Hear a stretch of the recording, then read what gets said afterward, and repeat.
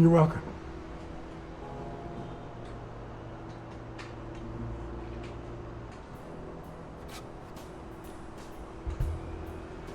The number of cigarette butts is inversely proportional to my hours of sleep.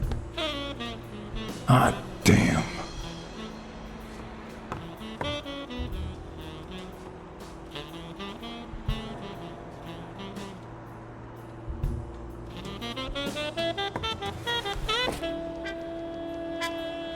Ugh.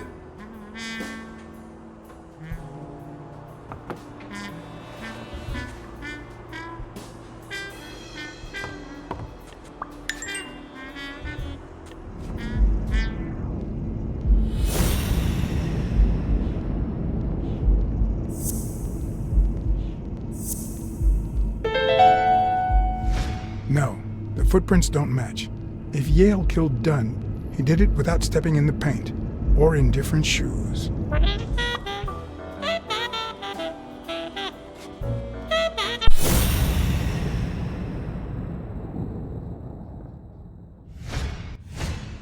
Is that eye movement normal?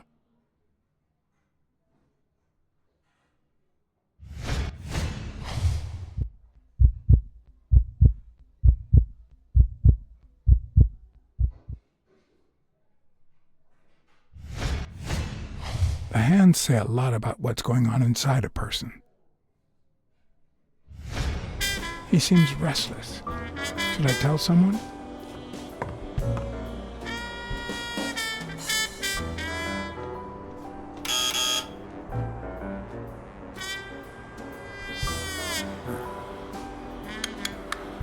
See, there's no fever whatsoever. He must be having a nightmare.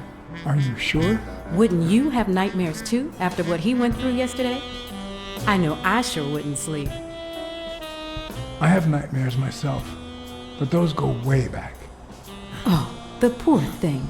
Do you know what my nightmare is?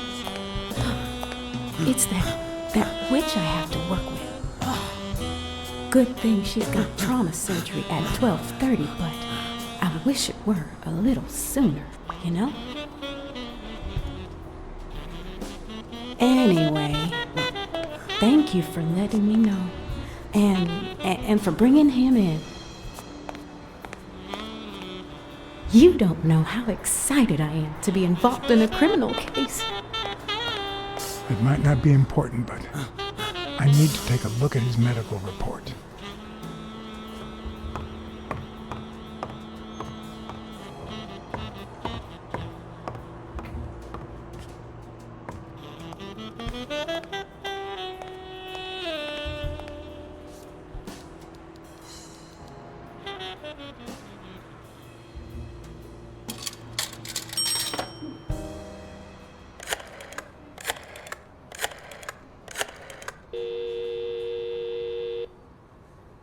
Dunn's Jim. Sheikh Ostiombe speaking. Jake, it's Blacksad. Could you get... I have work to do, John. Call you later. Ronald, get on that ring!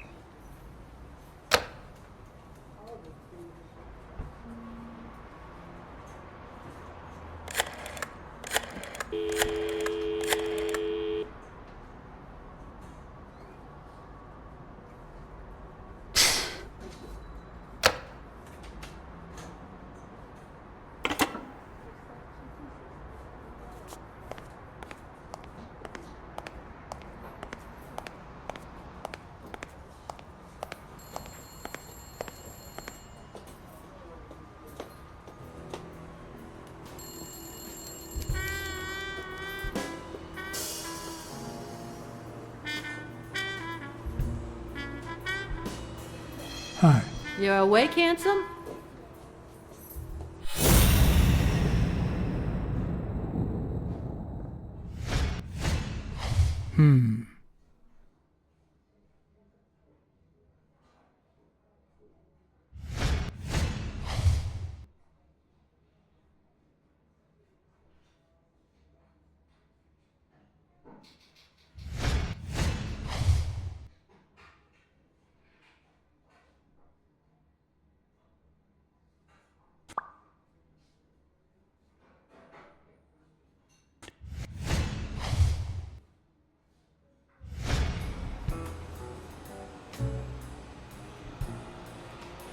I'll take a pack of Morleys, please.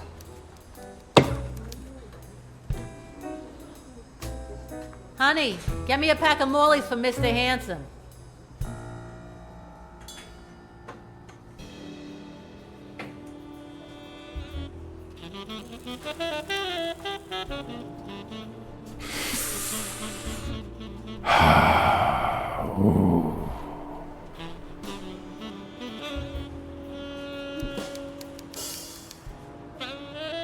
Yale's medical report is right there. Mind if I take a look?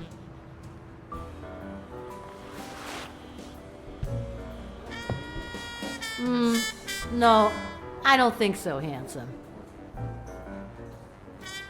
What if you show me Yale's report and I buy you dinner? You're handsome, all right, but I'm not stupid. I won't be able to read Yale's medical report if she's around.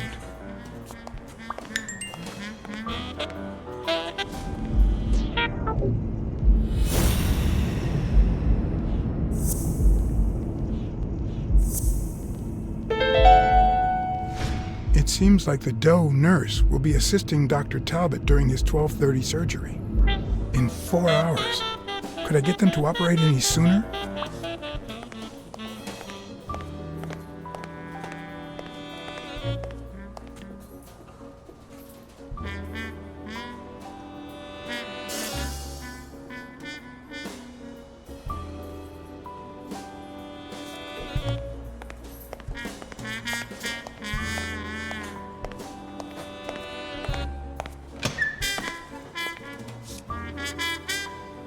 Jerry Highfill. Long time no see. Blacksad, I didn't want to wake you. How's the boy? Asleep. I hope he recovers in time for the fight. I got tickets. Although between you and me, he doesn't stand a chance. It'll be a fun bout, nonetheless. Not like this. God, this is boring.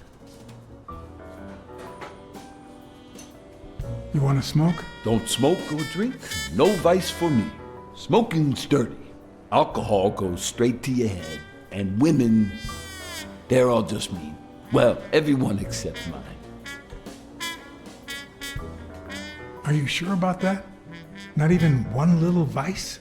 Nope. Between you and me, when someone gives in to vice, it's because something's missing. Something in their life just isn't right.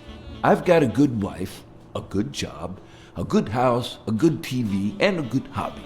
Sports. Well, watching them, that is. What else do I need, eh? Blacksad, vice is for losers. Man, I'm bored. Are the odds against Yale that bad? The boy's talented, don't get me wrong. But stone is stone, you know? I bet half my pay, but you know, no vice for me. You say you've got a good job, and yet you're bored. Well, it's just a figure of speech, really. I like my job. Is it boring? Yes, but I can entertain myself with a good fight or a football game. Well, watching them, that is. Well, I'm going back in.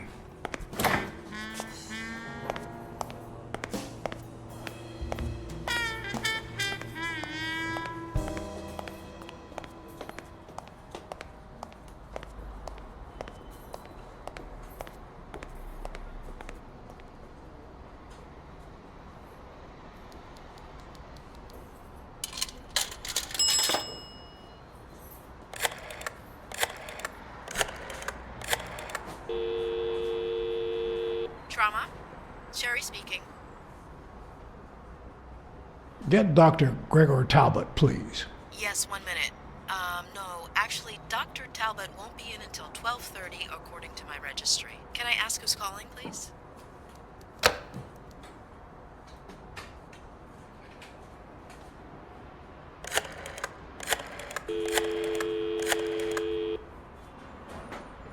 Sherry, this is Dr. Talbot. We have to reschedule the 12:30 procedure. I want everyone in the operating room in 5 minutes. If anyone gives you any grief, tell them it's a matter of life or death.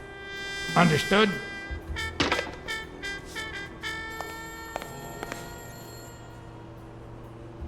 A matter of life and death, a matter of life and death. You gotta be kidding me.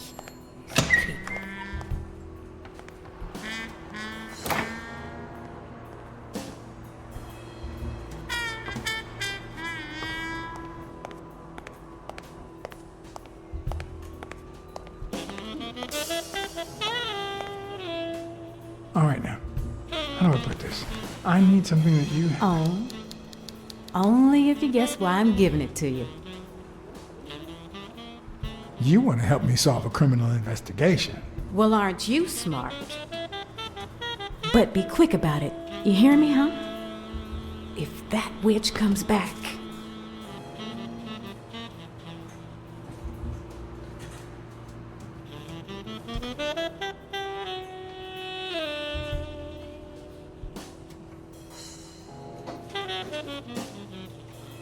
What? What does it say here? Ah, you know doctors. The top handwriting is mine. Let's see. Extrasystole and dehydration caused by panic attack. Extra what? You know, arrhythmia, like skipped heartbeats. What about this here? It's a good thing I know that Mr. Yale is in Dr. Ferguson's hands. Otherwise, I'd be worried. Hey, no means no, miss. You really don't know who I am, do you? Miss, I've got orders. And the fact is, those orders say There that... you are, Miss Dunn. Huh? Tell him, Blacksad. I can't get through that thick skull of his. You see, Highfill, she's the owner of Yale's gym. A woman? Whether the kid recovers or not depends entirely on her. Between you and me, and all due respect, miss, but aren't we taking this woman's liberation a little too far? All right, let her in, but she's your responsibility. Thanks for convincing the cop. You hired me to find Yale. I wanted you to see him with your own eyes. I see. Anyway, you did your job. I'll send you a check the day after the fight. You can leave now. Why did you come? What are you doing here?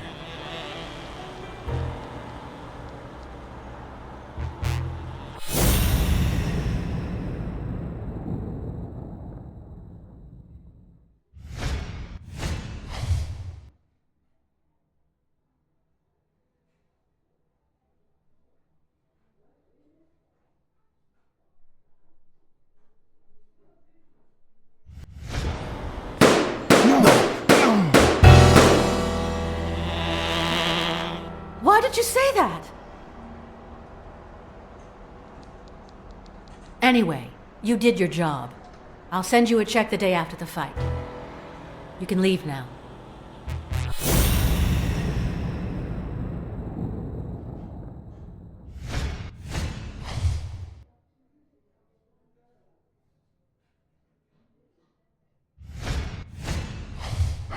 No. She's gonna do something stupid. Sonia, don't. He killed my father. You said so yourself. You can't take justice into your own hands. Believe me, it will haunt you as long as you live. He almost killed you in that floozy's apartment. How could he not be guilty? Your father wouldn't want you to do this. He was a just man, and this is not justice. Shut up. None of that matters. How could he not be guilty? Your father sacrificed everything to pay your way through college. If you do this, you'll destroy the future your father wanted you to have.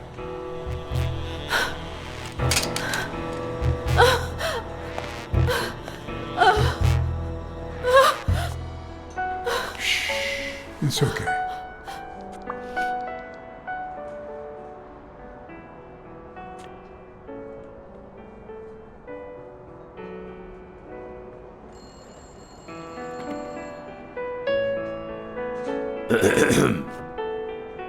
Uncle Tim! Sweetie, I came back from Los Angeles as soon as I could. I told you not to rush back. Come on now, honey. Aren't you going to introduce me to your friend? No, this is John Blacksad, the detective who found Bobby. Oh, so this is strictly professional. I thought you had some good news for your uncle. No, Uncle Tim, don't be silly. Don't be silly. Look at you. Smart, educated, as dazzling as the brightest of stars. Every single man in this city should be at your feet.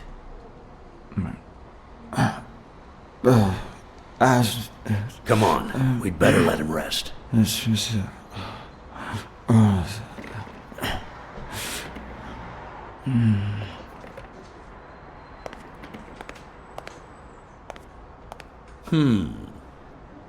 I see.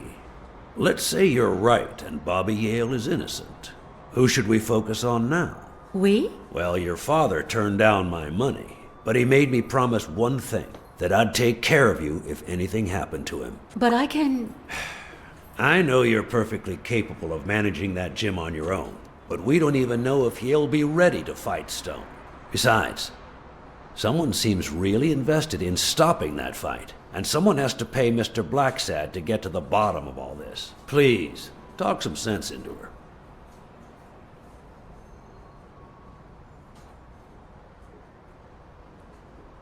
It's your life. As much as you love your uncle, it's up to you to decide whether you want his help or not. Blacksad, I was just starting to like you. All right. Thank you, Uncle. Thank you so much. All right, stop crying or you'll ruin your makeup, honey. Now fix yourself up and I'll buy you some breakfast. Wait, my purse. I'll get it. It must be... Blacksad, wait a minute. I think she needs some time alone, just like you and me.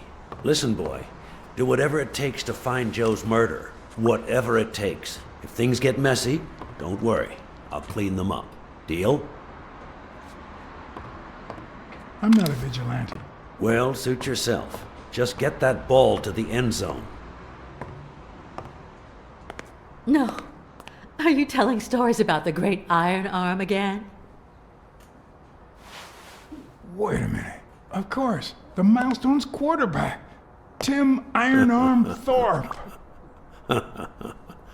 It's a good thing folks usually recognize me sooner. Blacksad, you coming to breakfast? I'd love to, but I have to go ask for a favor.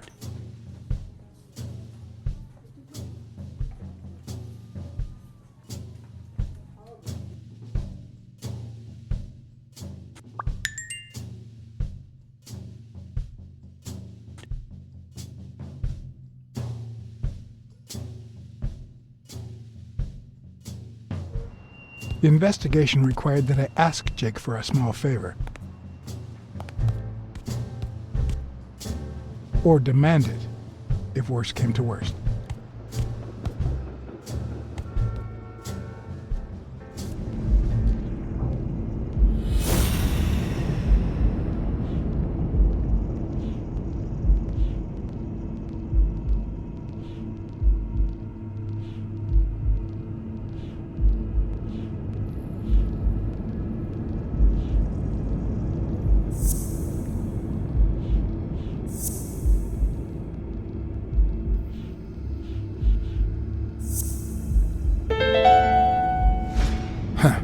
That lizard isn't Yale's doctor.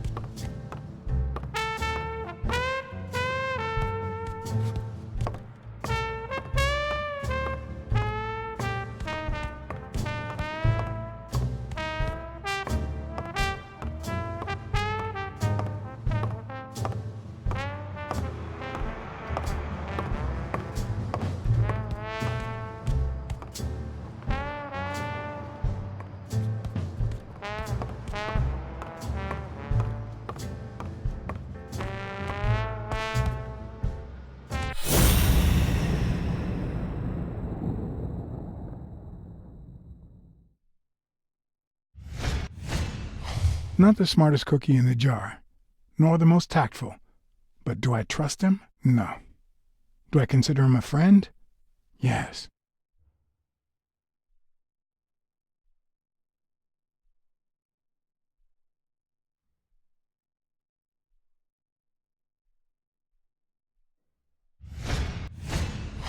He's been training with those same shorts for who knows how long.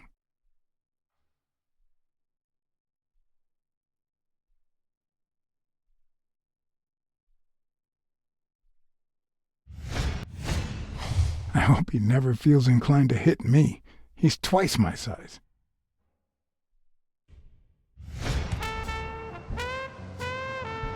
Hey, Jake. Not now, John. Hey, Jake. I said not now.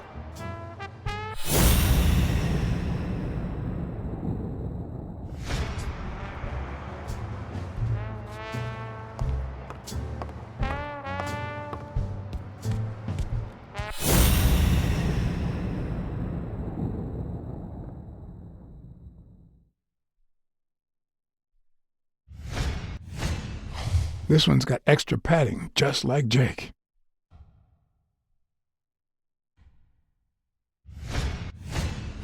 How many hits does a boxer take to the head throughout his career? Hey, hi.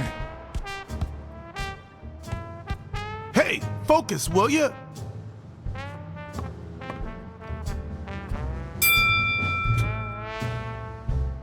All right, that's enough. Take 5. Go on.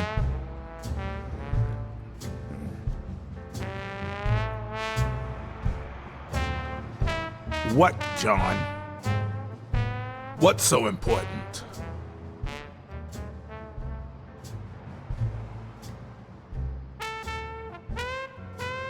Have you noticed anything strange about Sonia? I don't know. Yesterday she said she hated the gym. But it also seemed like she wanted to save the place. Do you get any of this? I sure don't.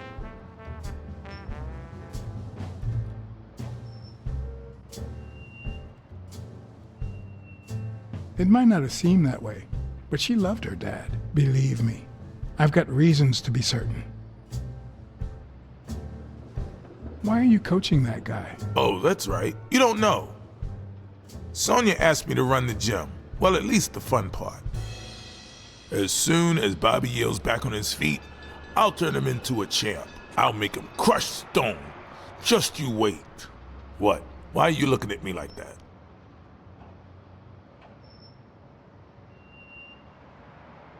Is it the first time you coached anyone? Yeah, but you think I can't do this, don't you? Well, screw you. We'll win that fight. Could you tell me where O'Leary's headquarters are?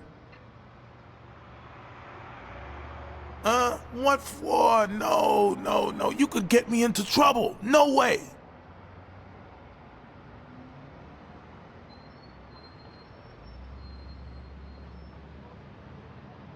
You lied to me yesterday. And being the good friend that I am, I kept your secret. You owe me. I don't think I'd keep protecting you if we weren't friends. Although, if we were friends, you wouldn't hesitate to help me. Tell me, Jake, are we friends or not? Damned cat. All right. O'Leary's hideout is in the basement of a Chinese restaurant. But I don't even know how to get in. Well, I'll see you tonight. Wait, were we supposed to meet? Of course. Your place, 11 p.m. See you there. Ronald, the break's over. After 30 hours of work and several beatings, every bone in my body ached for a bed. Now it's my turn. So I went home to recharge. Because the night ahead was bound to be promising.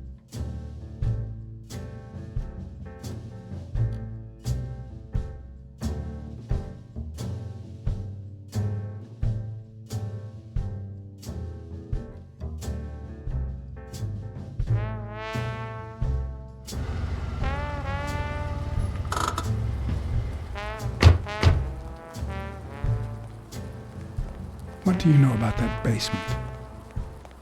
Well, let me think. Nothing? Come on, Jake, for Christ's sake. Strain that little boxer brain. You must know something. I've come to get O'Leary several times, but they always make me wait in the dining room. One day it was so late that the restaurant was closed. They made me call from a payphone in that alley over there to let them know I was here. A few minutes later, O'Leary came out the back door, that red one there. All right. You stay by the payphone. Wait till I'm inside. If you see anyone, call the same number you did that one time. Let it ring twice and hang up. Got it? Screw you! A promising night indeed.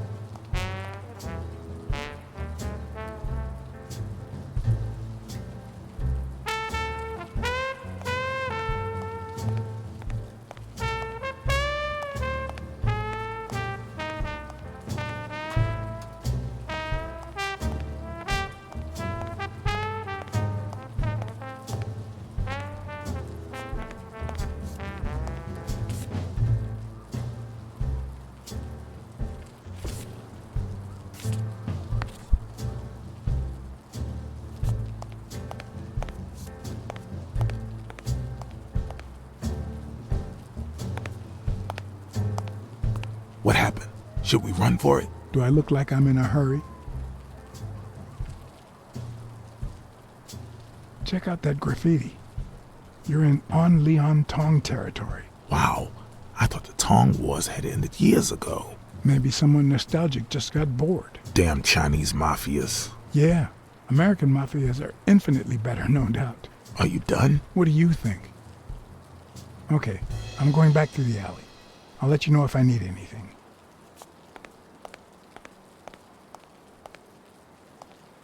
Could it be an elevator shaft? How does this thing open?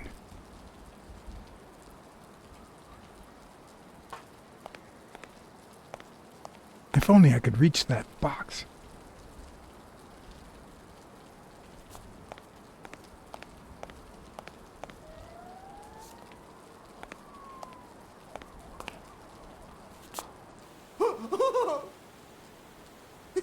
Maybe it leads to the basement.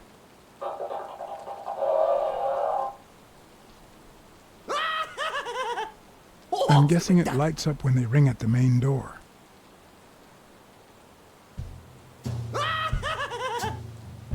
Does he need a shotgun to deal with suppliers?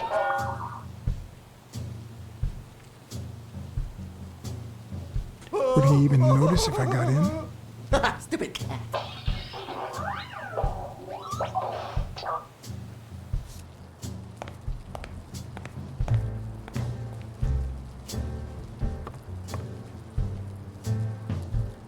No. The plan will only work if O'Leary doesn't know I've been here.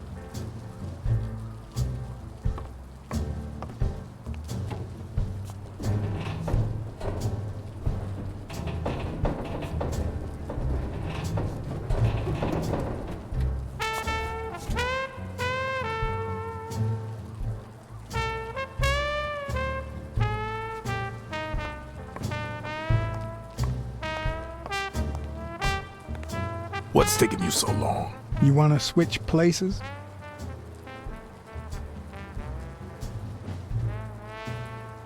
I need your brute force, Jake. What's wrong? Is the little kitten too, And your silence.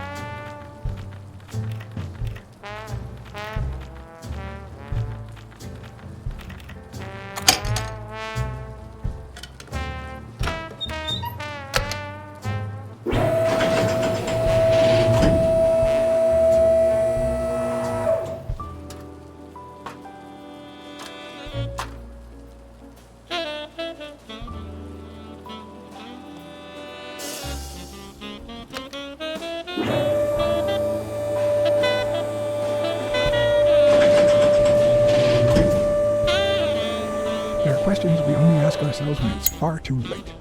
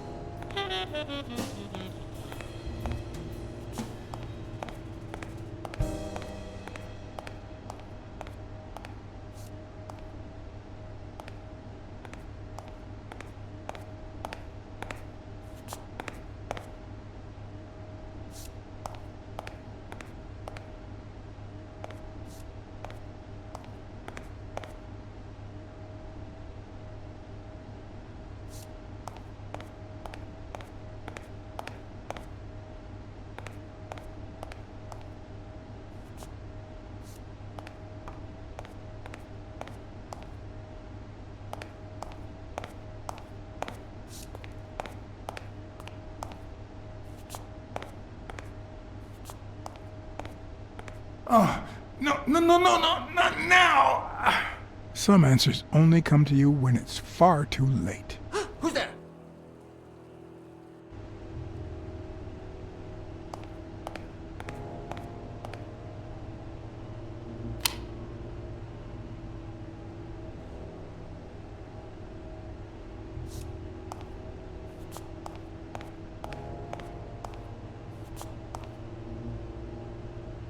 Why do they have so many paper notes? Do they get that many orders?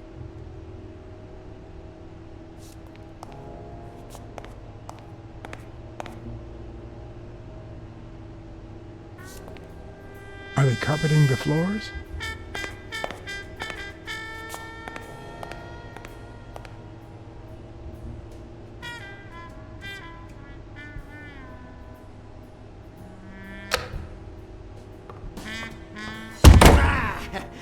I thought, booty cat.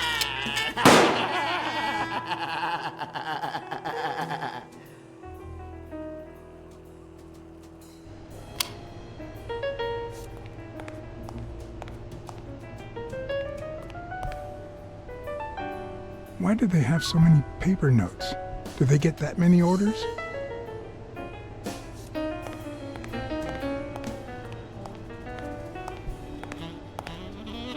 Are they carpeting the floors?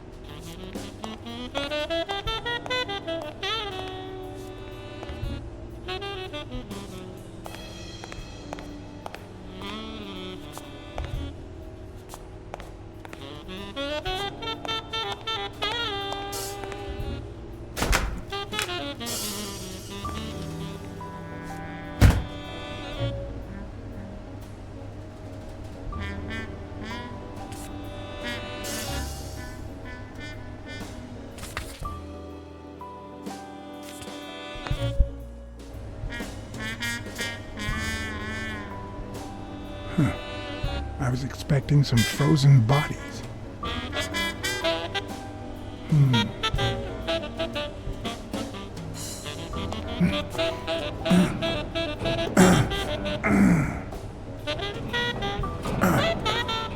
It won't budge.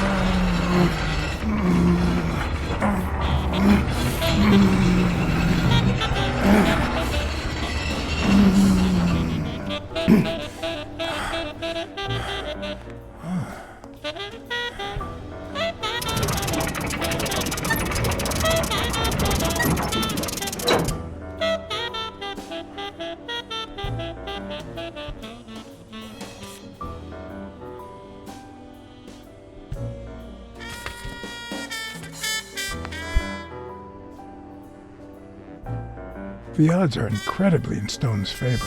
I guess that he's the reigning champion, and Bobby Yale is just a contender, but maybe word got out about his condition.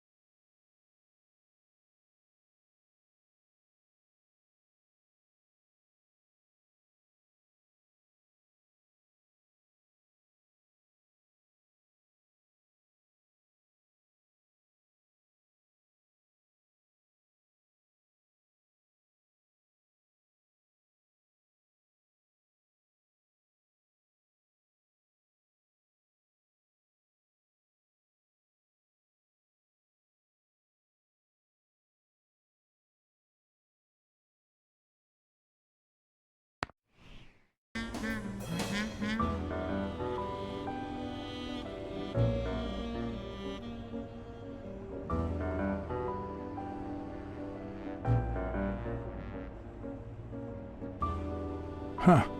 Looks like those colorful notes weren't restaurant orders after all.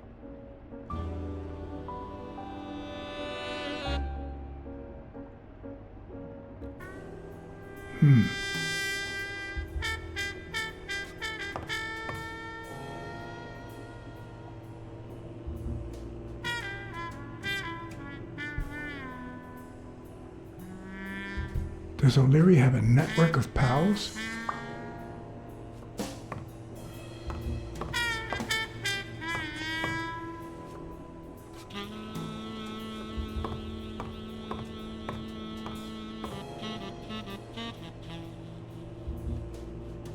There's one on each table, except this one.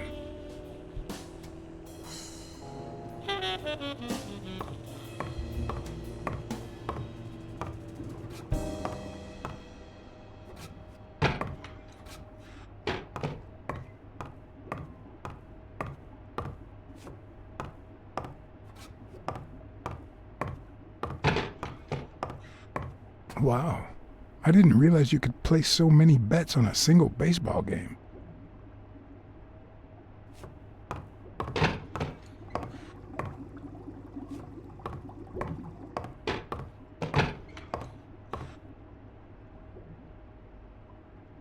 Sometimes I forget that criminals, even the office variety, have family and kids. Anyway, maybe things aren't so bad on the dark side. 16 days until the fight.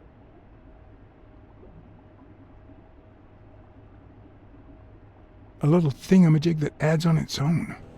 What'll they think of next? It looks like a summary of all the bets that come in. Day, amount, bet, wagerer. Wait a minute, did O'Leary himself bet $5 grand on Yale?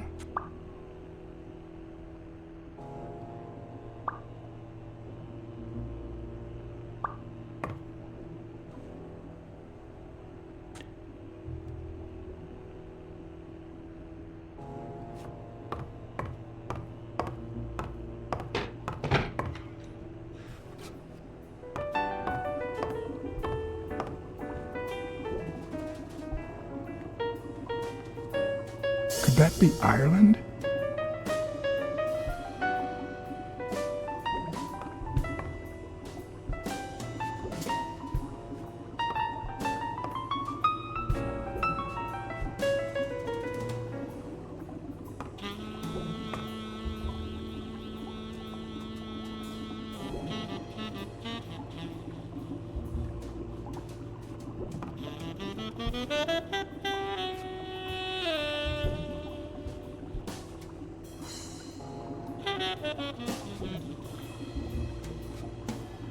I'd say that's Ireland too.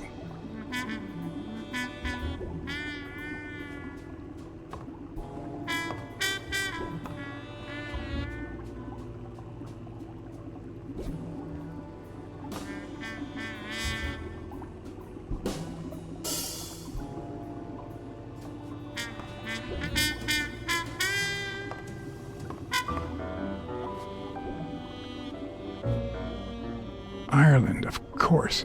This guy's obsessed.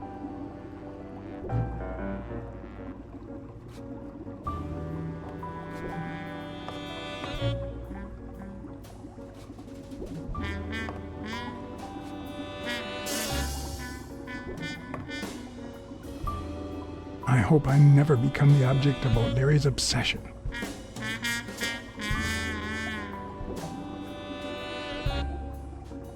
Crossler? The good news is, I don't need lockpicks to open it. The bad news, I didn't bring explosives.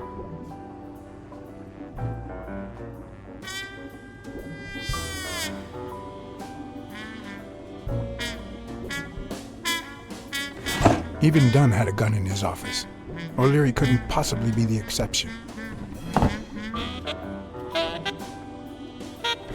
Dunn had $200 in his safe. O'Leary had about $20,000 in a drawer.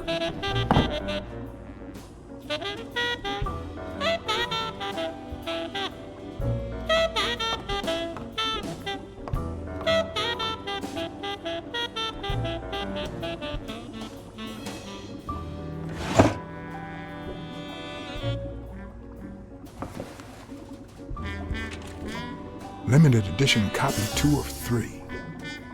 We listen, if you call it listening, to the sentimental romance. Your eyes act like the moon.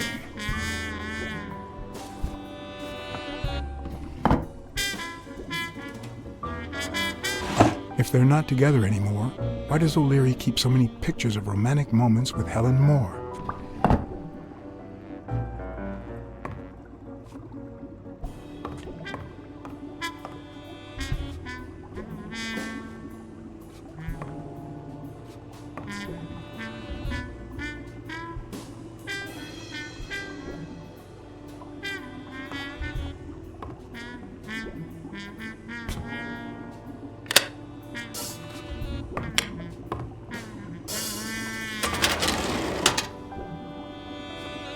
The painting concealed file after file of celebrity reports with all sorts of shady information, ranging from S to Z.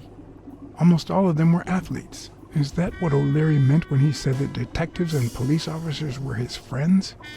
I wonder how many spy for him. If I were to pitch in, who would I spy on?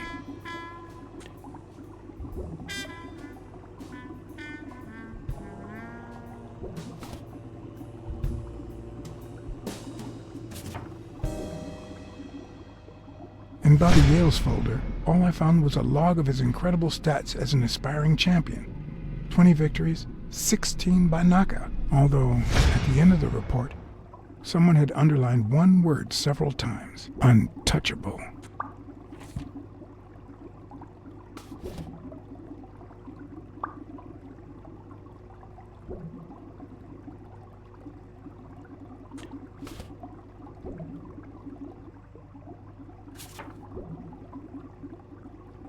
According to Stone's report, he was so clean, not to mention hard to corrupt, that O'Leary opted for a more subtle strategy. Apparently, when he broke up with the tennis player Helen Moore, he set her up with Stone. Lucky for him, they hit it off. As I put away the report, I stopped in my tracks.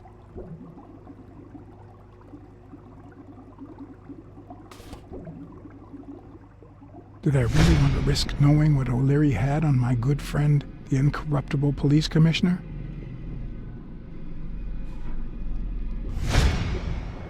I sighed in relief.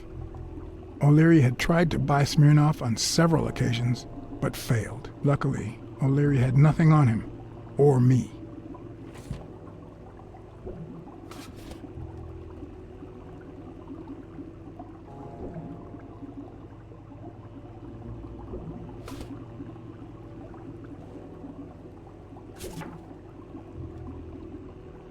Thorpe had been a rising football star before the war, which he came back from with honors and decorations. After the truce, he resumed his career. He won 3 season trophies and a couple of MVP awards. He retired after an accident that left him paralyzed from the waist down. He started his own sports advertising agency 4 years ago, but according to the files, O'Leary hadn't even tried to corrupt him.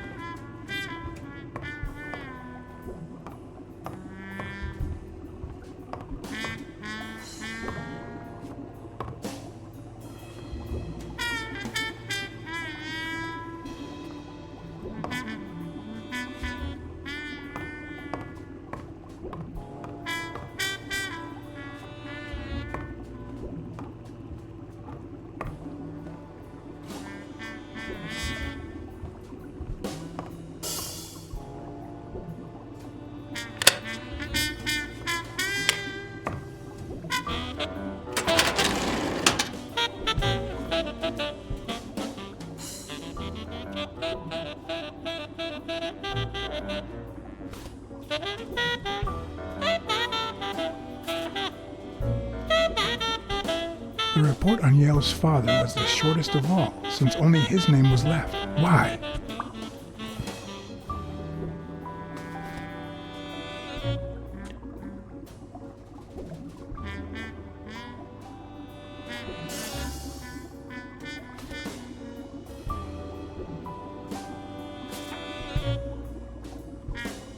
Dunn's integrity was legendary, even in O'Leary's shady reports, just like Yale had said. Dunn had kicked one of O'Leary's men out of the gym when he found him snooping around.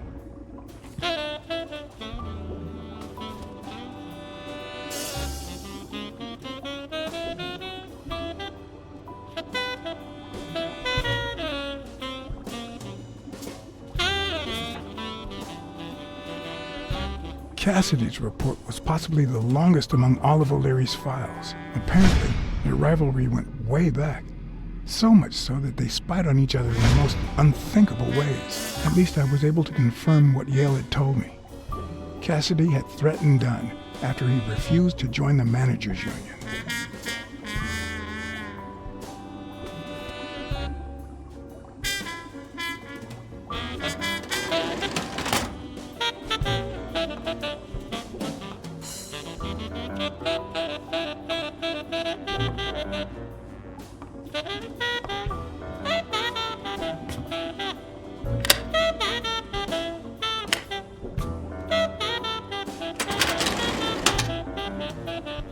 Luckily or not, files N through R included no one that I could somehow connect to the case.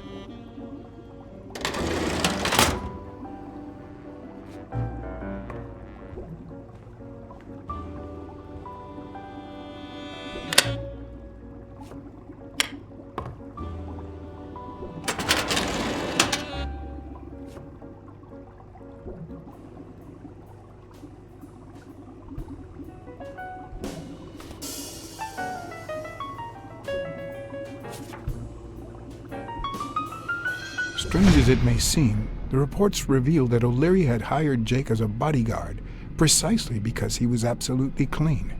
Apparently, he liked to surround himself with honest people when he mingled with the high society.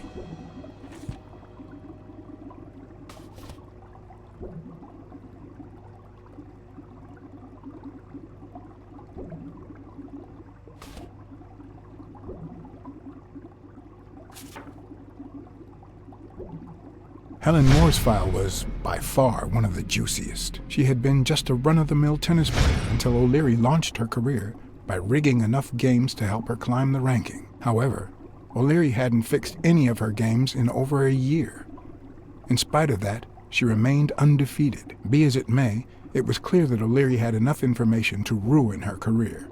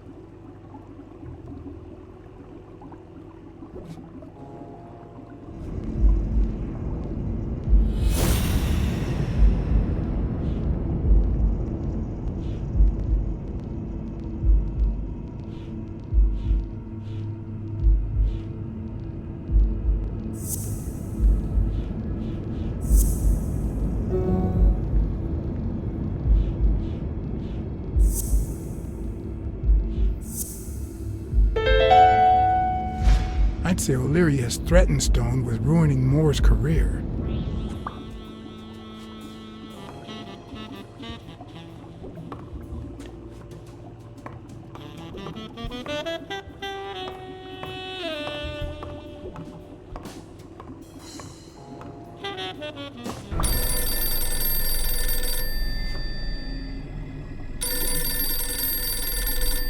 Jake. Someone was coming. Are we or are we not exemplary workers, Jimmy? Here it is, middle of the night.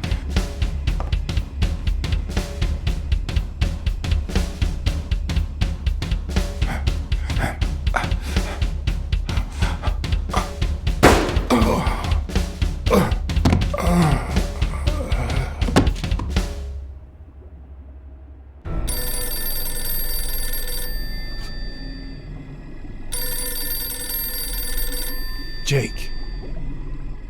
Someone was coming. Are we or are we not exemplary workers, Jimmy? Here it is, middle of the night.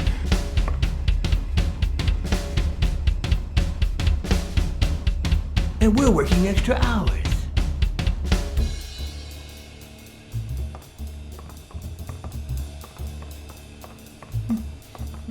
Hey, Jimmy, what do you think about that? I think he's scared stiff, Desmond. Why's that, Jimmy? We're giving you the red carpet treatment. We even let you in the boss's office. You're one lucky fellow.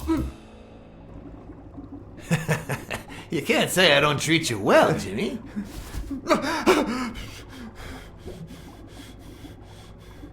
Yeah. Speak, you moron. Yeah, very well. Why are you... Shh. Calm down. How long have you worked for me, Jimmy? 3 months. 3 months. Oh, yeah. I hired you right after your cousin Martin died. I need your opinion. How would you punish someone for ruining an innocent man's life with a hit and run, Jimmy? I don't know. And tell me, what about you, Wilson? What would you do? No, please. I didn't do anything. I swear.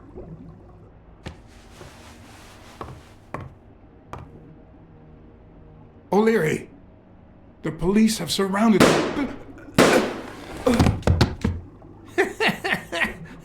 You don't need to worry about that.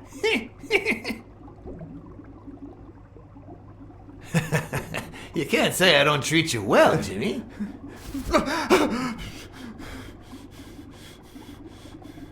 Yeah. Speak, you moron.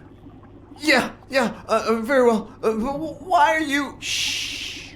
Calm down. How long have you worked for me, Jimmy? 3 months. 3 months. Oh, yeah. I hired you right after your cousin Martin died. I need your opinion. How would you punish someone for ruining an innocent man's life with a hit and run, Jimmy? I don't know. And tell me, what about you, Wilson? What would you do? No, please. I didn't do anything. I swear. He was a good guy. Of course, you already knew that. You knew him better than me, right? He was my cousin. That's why I hired you, Jimmy. You see, Martin was a dear friend. And his widow said you were a nice kid. That you do a good job and you needed the money. And I have a soft spot for those in need. Please. But, you know what? I talked to her just yesterday. She told us you did some naughty things to her with that gun, Jimmy. No. That's no way to treat a widow, is it?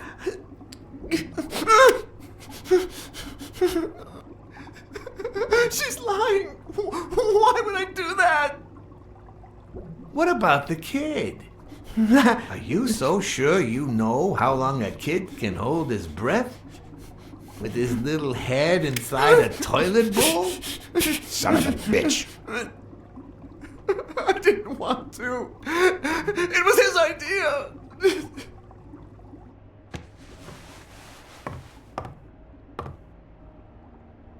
Leave him alone, O'Leary. You can't just take...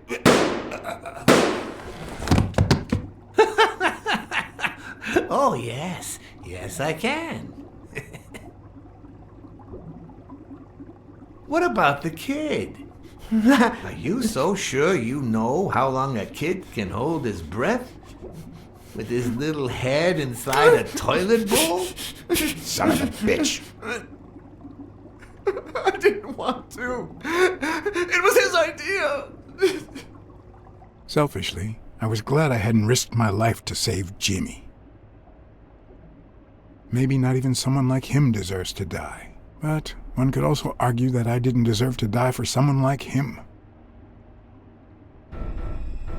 Who's your boss? Give me a name! Cassidy. It was his idea. He said you'd hired me if I'd managed to scare the widow, and I just... All right. Let's just calm down now. It's gonna be okay.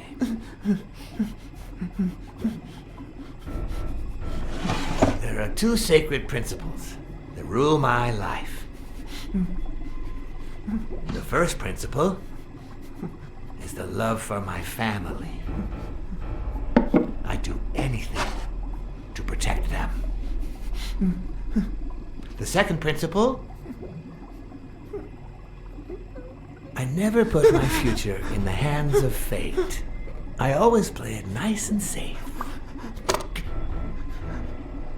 And I would even add a third principle, or better yet, a rule. If anything threatens either of these two crucial principles, I take matters into my own hands. You see where this is going? For the first time, I got someone killed. Even though all I really did was rat him out. No, I just... Stop interrupting me, Jimmy! It's not polite! We're all the same. So rude. You know what? Let's leave it at that. You're going to give a message to that disgusting walrus Cassidy, aren't you? Yeah, sure. Whatever you say. Yeah, sure. Good boy. What's the message? Oh, Jimmy. You still don't get it, do you? You are the message. Come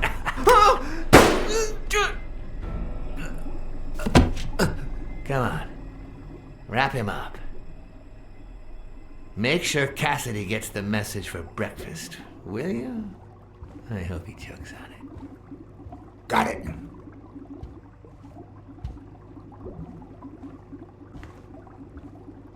Where are you hiding, little fishy?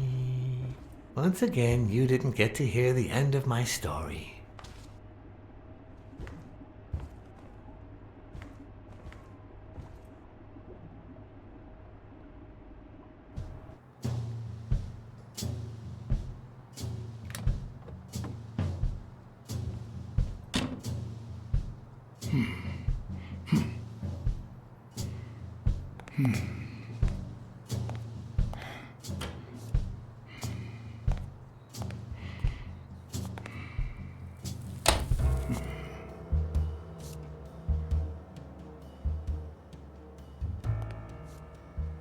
What? Just where do you think you're going, putty cat?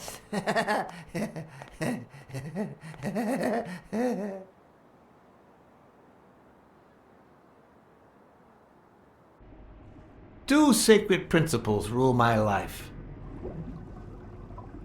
The love I you feel for your feel family. for... What is going on today?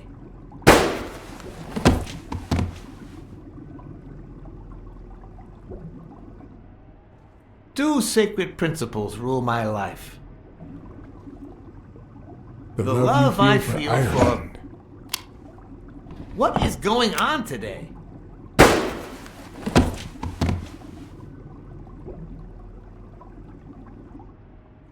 Two sacred principles rule my life. The first is the love I feel for my family.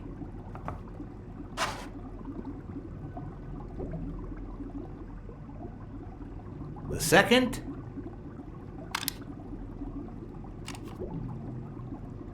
never leave destiny in the hands of fate. I always play it nice and safe. And I'd even add a third principle, or better yet, a rule. If anything threatens either of these two principles, I take matters into my own hands. The first time that someone died because of me, even though all I did was rat him out, well, that guy ended up in the Hudson River, right off Pier 27. He's got to be even wetter than that fish by now. You should have seen his face. It's interesting what comes to mind when you think you're about to die. Suddenly all I could think about was how much I wanted a pet fish. You too, Bruce? Anyway, I was 14 years old, and I still dream about it. But his widow and his son. By then, I was adamant about buying a fish. But first... That was that. Never again. Nowadays, whether it's me who pulls the trigger or not, I have zero regrets. What's more, I sort of enjoy it.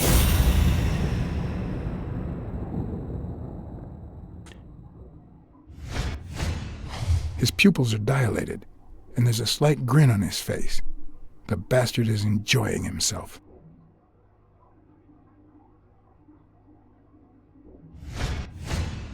When a mob boss declares his love of family, it can only mean that A, he won't hesitate to ruin yours, and B, he's cheating on his wife.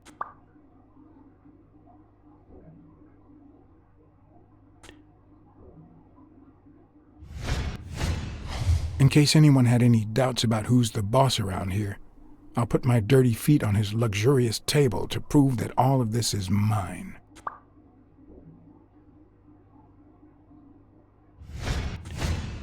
The guy never hesitates to pull the trigger.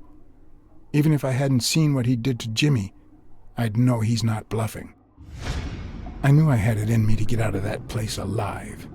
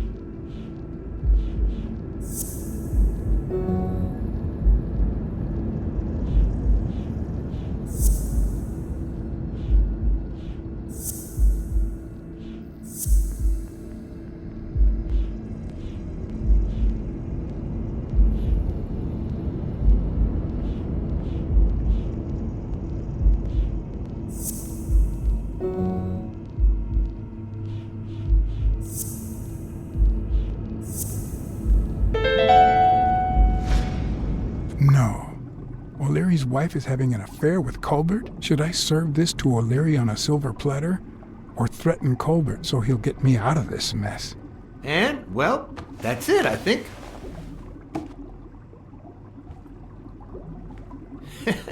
You know, Blacksad, I never made it this far. Congratulations, you're going in style. I didn't want to interrupt you because I respect you and your word. Colbert told me to come here. What? Me? No way! You did what? Colbert? When?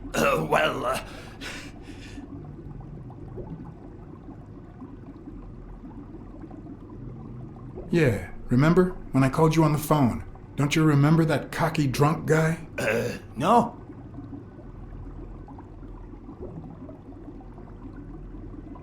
He kept bragging about how he was banging another guy's wife. Oh? Oh, yeah. Weird times, huh? Yeah, and you congratulated me for finding Yale and saving your life. Several times.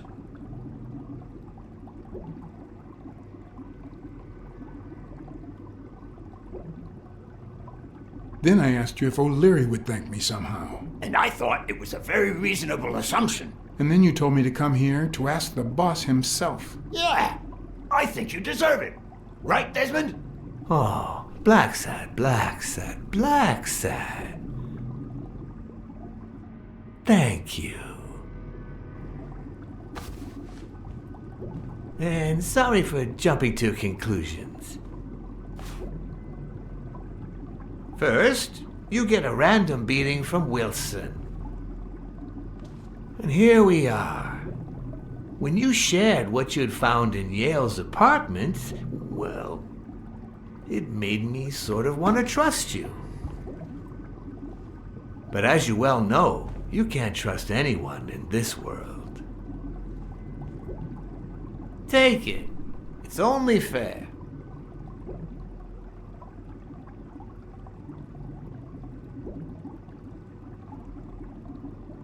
I want to bet it all on the fight, on Sonia Dunn's behalf. Oh, what a romantic you are. We listen, if you call it listening, to the sentimental romance.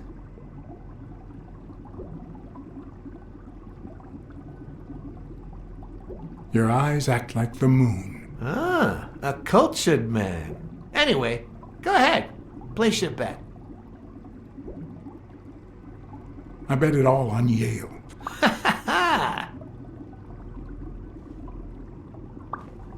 Oh, Blacksad. Aren't these odd hours to pay me a visit? Your message was important, but certainly not urgent. It could have waited until tomorrow, don't you think?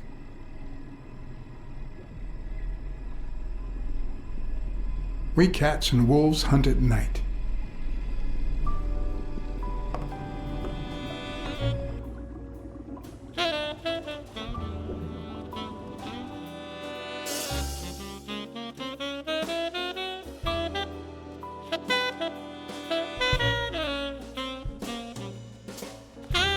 I wish I was a noir fiction writer.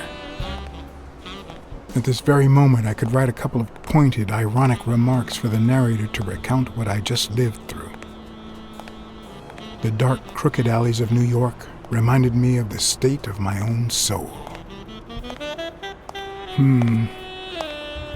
No. Fall loomed over me with the... Fall struck me with the full force of my long-lost youth. Nah, not that. Fall descended over me with the full weight of a guilty conscience. God, that's worse.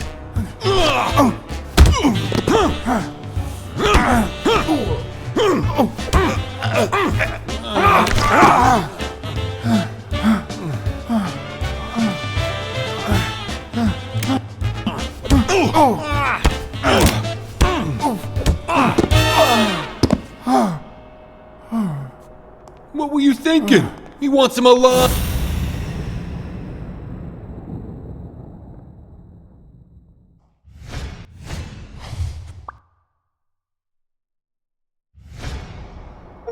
I felt falls seep through my bones like the pain of a good beating. Mediocre, but appropriate.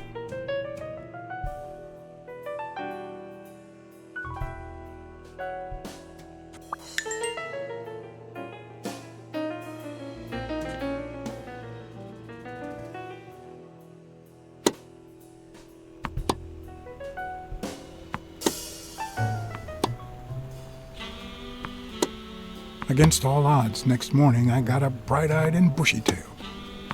And I had my kind, unknown assailants to thank. The beating had taken its toll, but for the first time in months, I had slept like a baby. Oh, come on, Helen, focus! All right, take 5. We'll work on that double backhand later.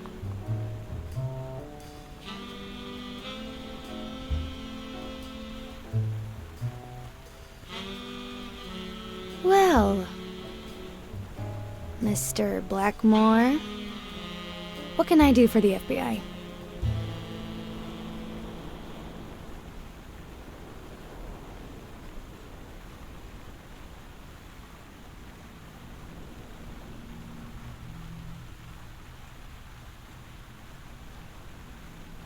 What every blue-blooded American should do.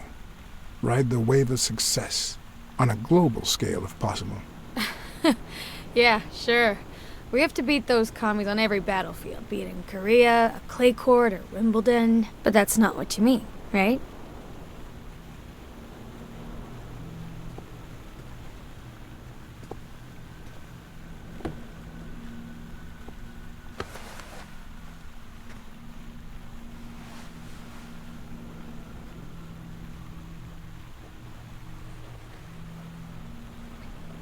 Maybe if we could speak in private? Alec! Coming! You've got 4 minutes, Mr. Blackmore, so... make them count.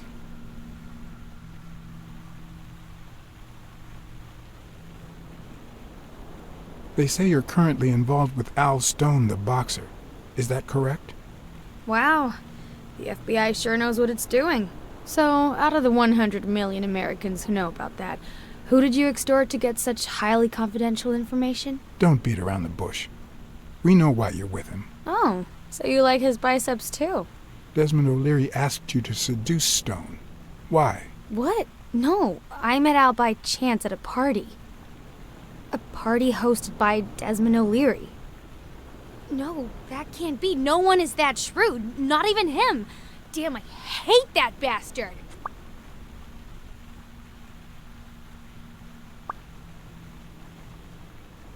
We know about you and Desmond O'Leary. Wow, your sagacity never ceases to amaze me. Wait, I get it. They must wrap your FBI sandwiches in gossip magazines. The thing is, well... You see, I'd love to wipe out that part of my past, but whatever. Do you have any regrets? Ads pay more than trophies. Can you believe it? Being associated with such a shady character could only damage my reputation. Trust me, never get involved with a married man. We're aware of at least 6 rigged games during your first year as a professional player. And? You won all of them. Are you trying to offend me? I give my all on the court. I can't be held accountable if my rivals don't do the same. Go interrogate them. In any case, now I know why you mentioned O'Leary. What do you really have against him? And don't say illegal gambling.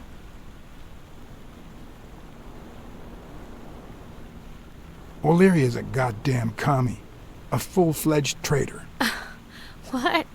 Who the hell gave that info to the FBI? The American Clown Association? Even if you knew Desmond just a tiny bit, it doesn't take much to realize he's anything but a commie. I'm serious, Miss Moore.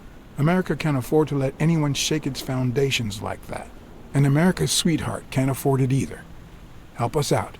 Talk to us. And why should I, Mr. Blackmore? What do I stand to gain or lose?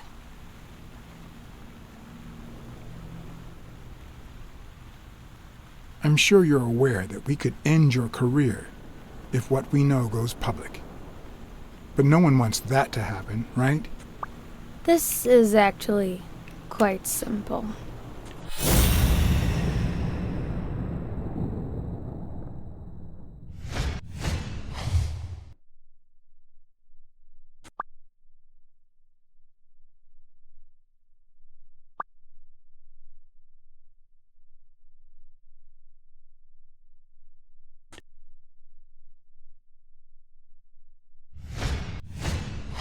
One lucky gal.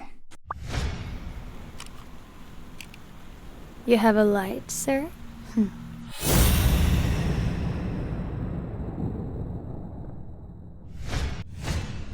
The pearly white teeth of someone who barely smokes.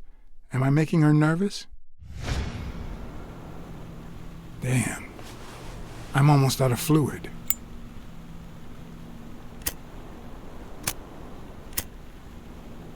Wanna know my trick? Go down to start, then up with it, and then down again.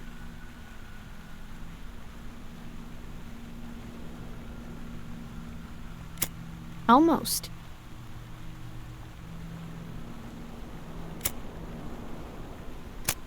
Almost.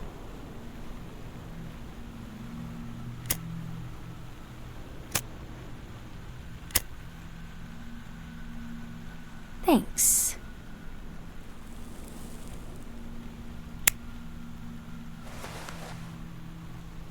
I don't know what you want me to say. You're trying to frame O'Leary, perhaps rightfully so, but I think you're barking up the wrong tree. Believe me, if I had the slightest... Come on, Helen. Time to work on your backhand. Let's go. Do you smoke?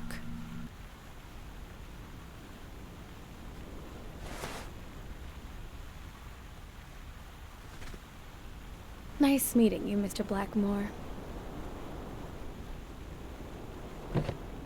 Did you bring my water?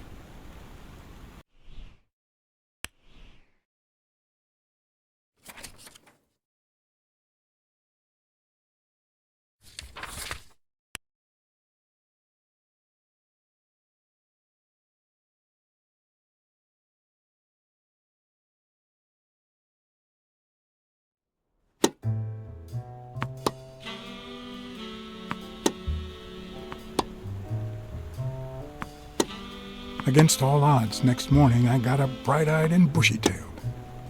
And I had my kind, unknown assailants to thank. The beating had taken its toll, but for the first time in months, I had slept like a baby. Oh, come on, Helen. Focus. All right, take 5. We'll work on that double backhand later.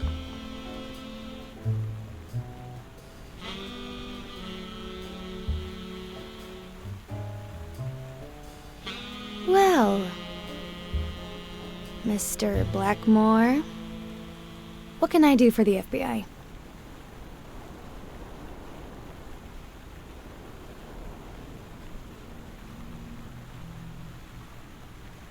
Cooperate with law enforcement. All you have to do is talk. I like to speak through my actions, but still, could you be more specific?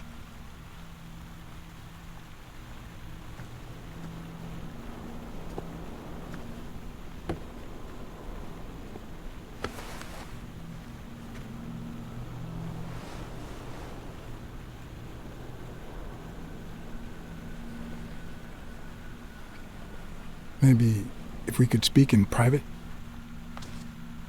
Alec! Coming! You've got 4 minutes, Mr. Blackmore, so... make them count.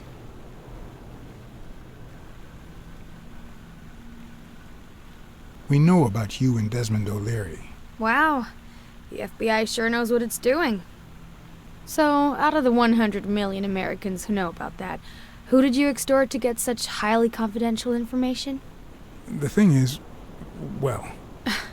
You see, I'd love to wipe out that part of my past, but whatever. Do you have any regrets? Ads pay more than trophies. Can you believe it? Being associated with such a shady character could only damage my reputation. Trust me, never get involved with a married man.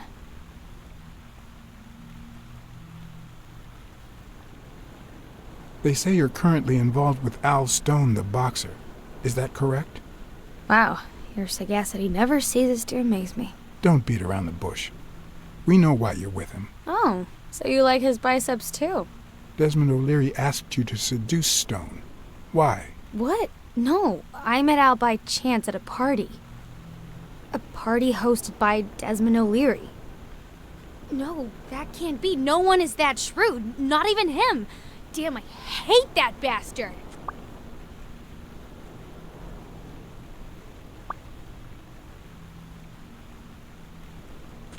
We're aware of at least 6 rigged games during your first year as a professional player. And? You won all of them. Are you trying to offend me? I give my all on the court. I can't be held accountable if my rivals don't do the same. Go interrogate them. In any case, now I know why you mentioned O'Leary. What do you really have against him? And don't say illegal gambling. O'Leary is a murderer. Every criminal organization has blood on his hands. His is no exception. And we have proof.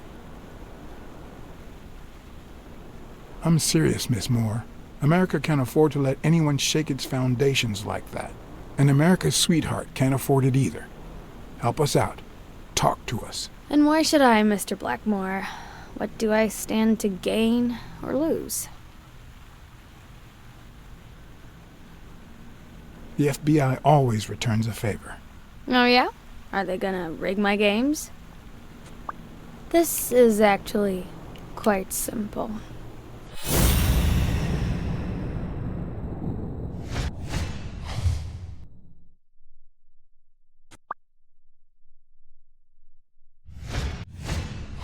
One lucky gal. You have a light, sir?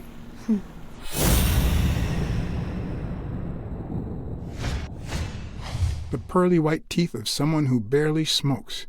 Am I making her nervous? Damn. I'm almost out of fluid.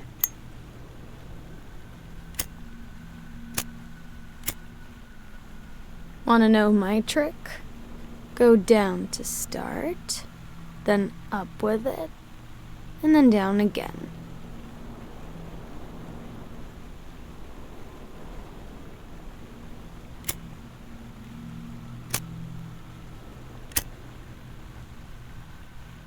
Thanks.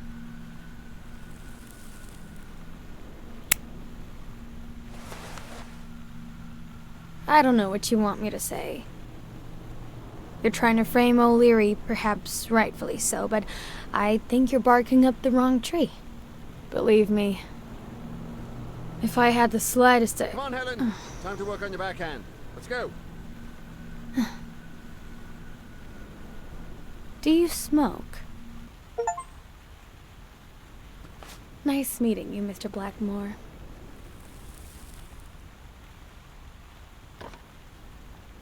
Did you bring my water?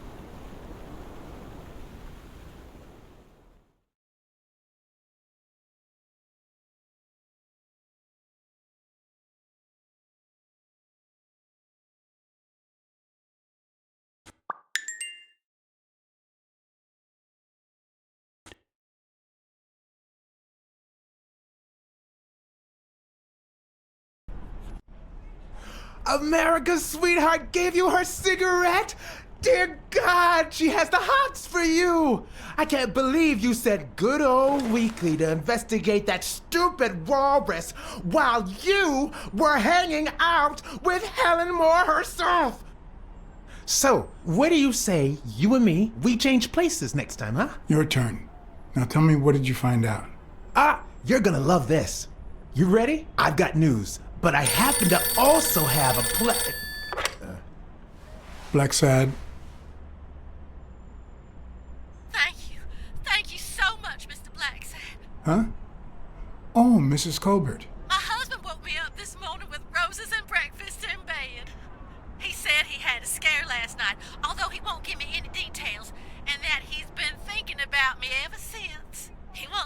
me to Niagara Falls for a second honeymoon. That's nice, but I don't know why you're thanking me. Are you kidding? Remember how I doubted him, but you made me change my mind? If he had suggested to take me to Niagara Falls when I still suspected him, I would have thought it was just a cover. Or worse still, a way to clean his conscience. Well, I only did my job as honestly as I could. Enjoy your marriage. I hope you and your husband are happy. Well, that's all I wanted to say. Send me your bill when you can. You're a good man, Mr. Blacksad.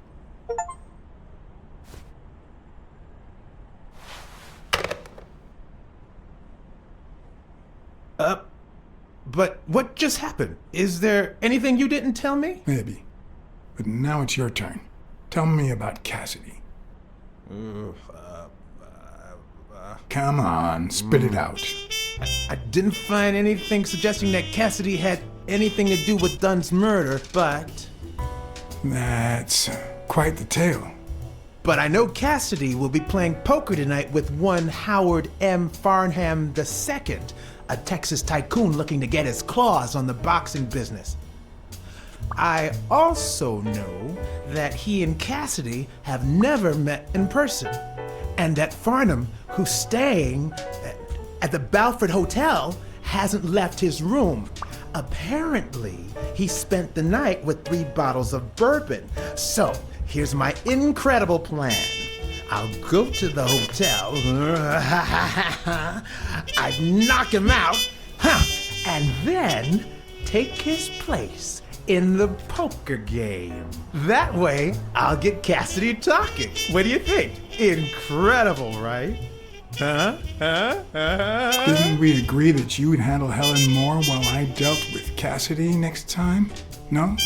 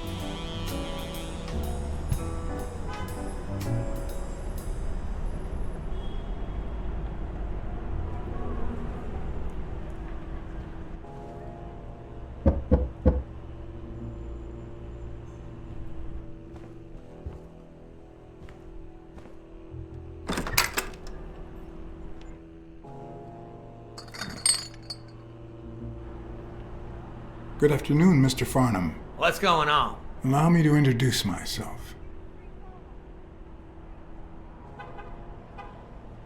I'm John Blackmore, director of the Balford Hotel. We like to make our distinguished guests feel welcome. Please accept this small token of our appreciation. Oh, sure. I was fixing to leave, but I guess them monuments ain't going anywhere. Well, come on in then. Getting in Farnham's room was easy. Earning his trust was another story. But I always have an ace up my sleeve. Blackmore? You okay, partner? The best way to earn someone's trust is to make them believe they've earned yours. And sometimes, the best way to fake it is to tell the truth. I don't know where to begin.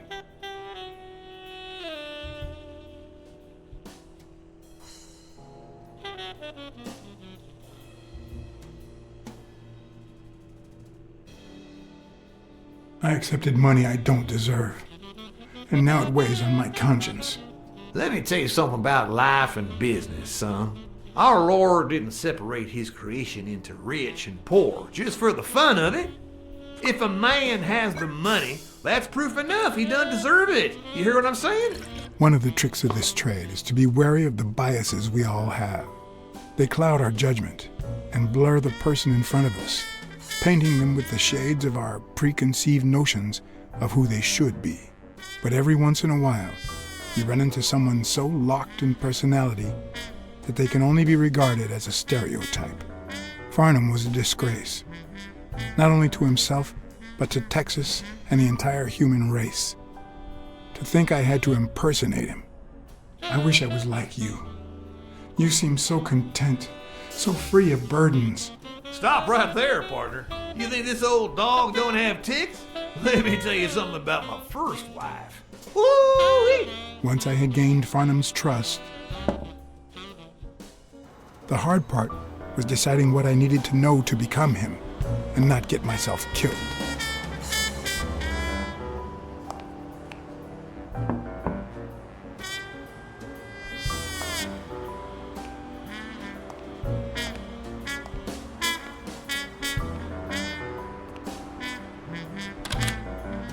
What can I do for you, sir?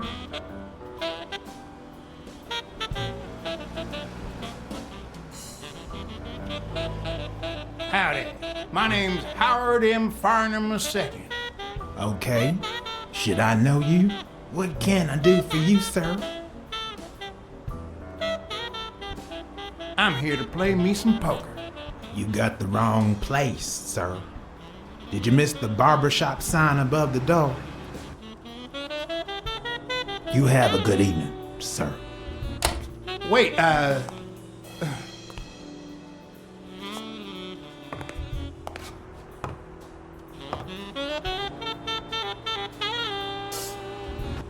The hard part was deciding what I needed to know to become him and not get myself killed.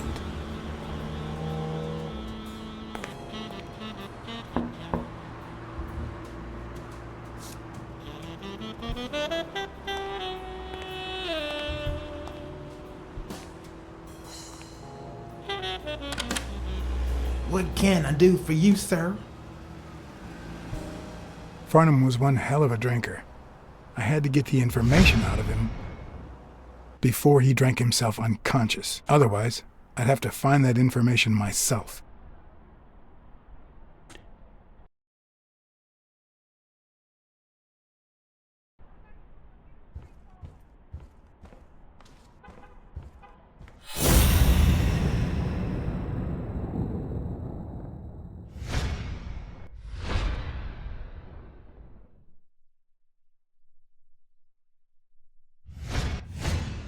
Damn, what a stench.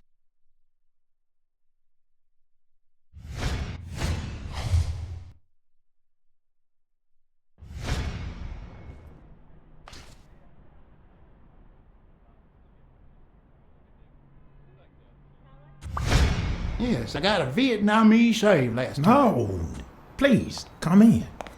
Of course, I remember you. Take a seat.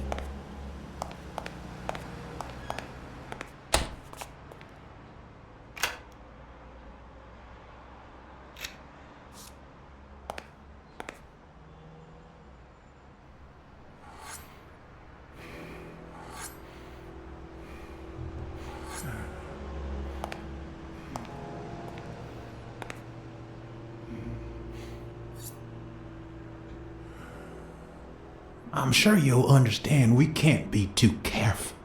Our host has many enemies, and someone has to keep them at bay.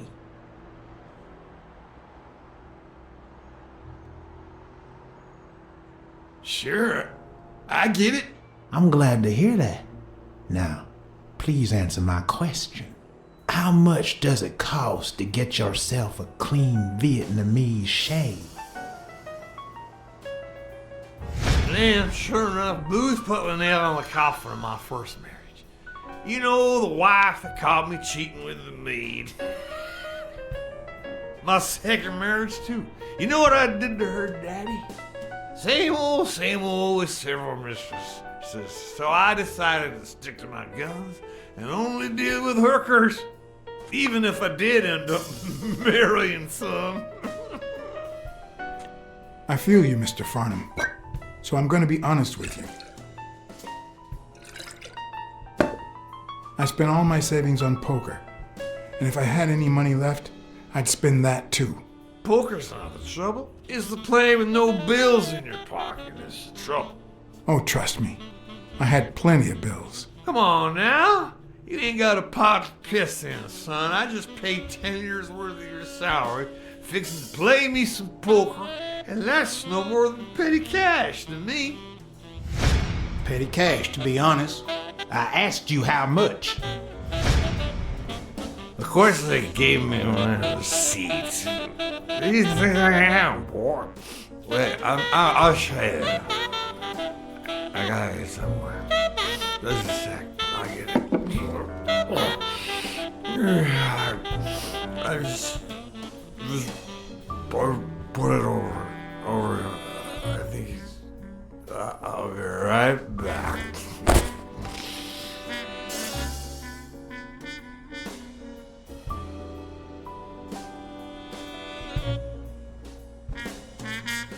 Ding Dong? Interesting name for a town.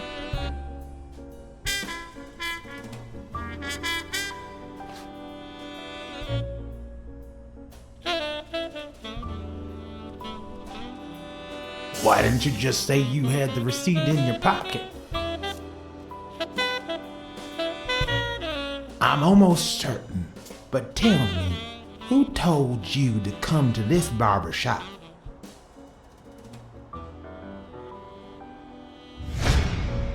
Let me tell you a little secret about my first wife, sonny boy. When I met that woman, she had no manners, no money, no nothing. Who in the hell?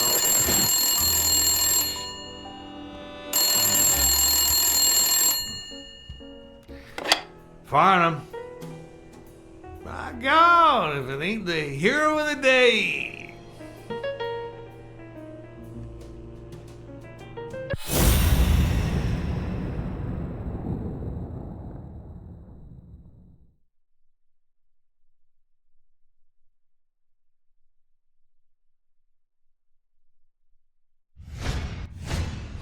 It's not going to be easy to sound Texan, but I'll give it my best shot.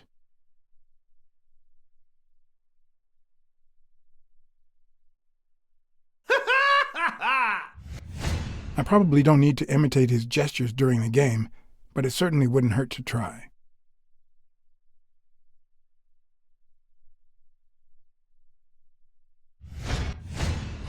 Nothing says Texan like a cowboy hat.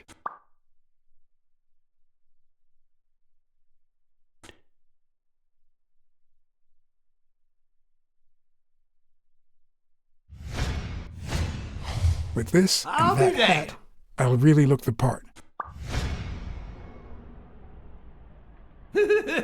Yes, sir. Knowing Farnham, the owner of this bra only came here for business. Anyway, Kenny, thanks for fixing the game with Cassidy. God bless you, brother.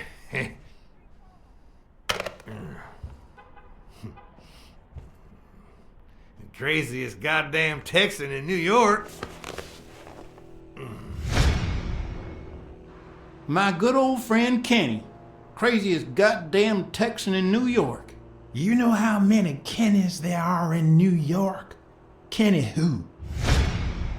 So besides when and where the game will be, the password, and the money Farnham dished out, what else do I need?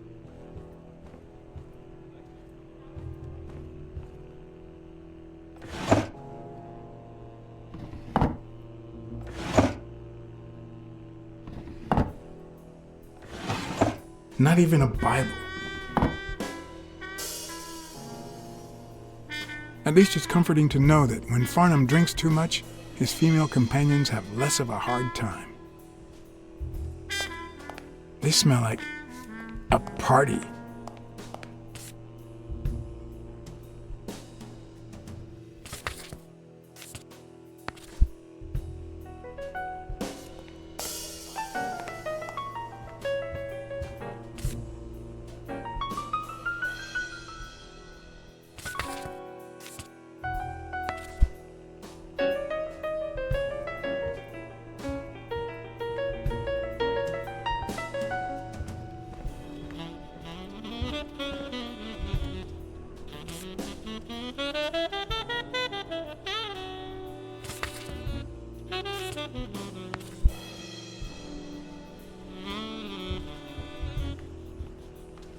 Ding Dong? Interesting name for a town.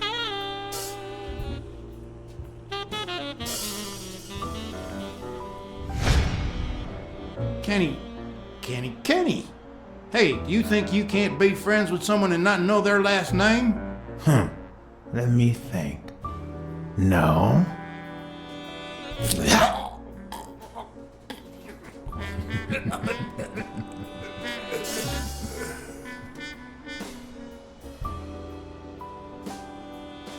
My good old friend Kenny. Craziest goddamn Texan in New York. You know how many Kennys there are in New York? Kenny who? So besides when and where the game will be, the password, and the money Farnham dished out, what else do I need?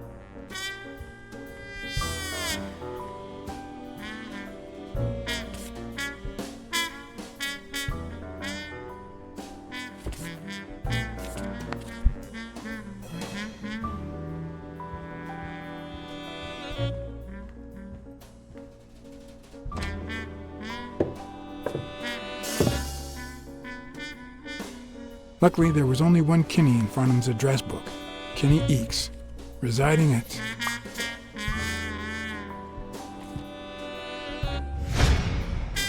Cornell Plaza, Manhattan. Stunning penthouse. I'm not surprised. Mr. Eakes has excellent taste. Do you happen to know what he asked for the last time he was here?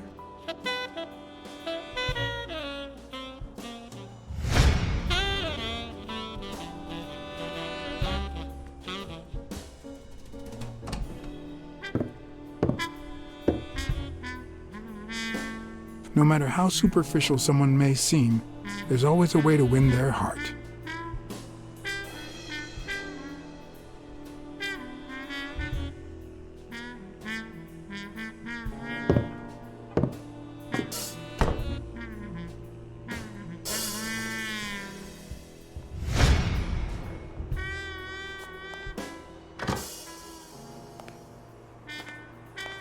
Don't tell me, Billy Bob. This here is my new friend Farnham. Am I right?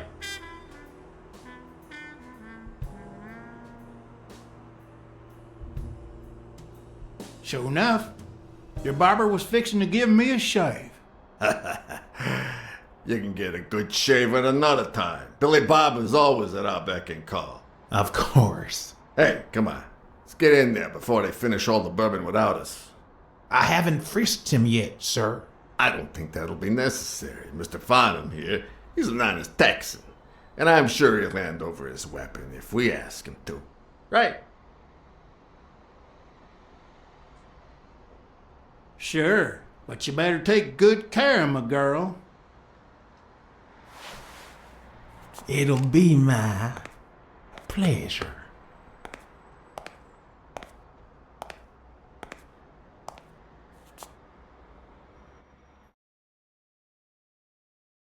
Welcome, gentlemen. Chips are on the table and guns are in the safe. Now, we got a lovely night of poker ahead of us full of smoking and bourbon. So let's get started. Take a seat, Mr. Farnham. Let me introduce you. To my right, wearing gray boxers and weighing in at 140 pounds, the owner of Pink Vice, the largest meat market in all of Manhattan. In other words, a real son of a bitch. No offense to the women he exploits. Our reigning champion, Oswald Quince. A title I aim to keep, provided our new contender here doesn't interfere.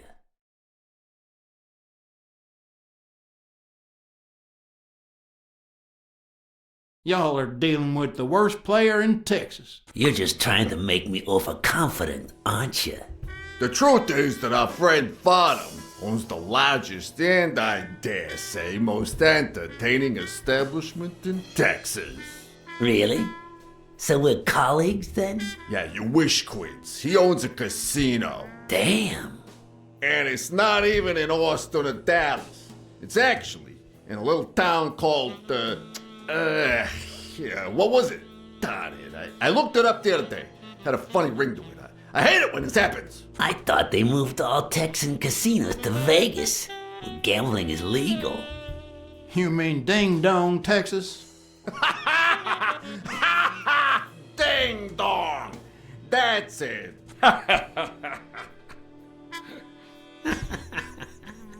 Who'd ever think of a name like that? Well, casino or no casino, let's just hope he doesn't keep as many aces up his sleeve as the late Ventimiglia, huh? Amen. To my left, wearing brown boxers and weighing in at 396 pounds. Frank, show some respect, huh? The hospitality tycoon, Polly. Tycoon?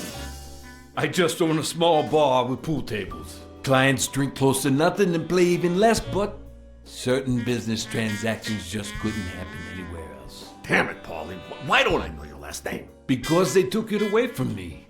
You have no idea how good my ex-wife's lawyer is. Women, they even take our damn names.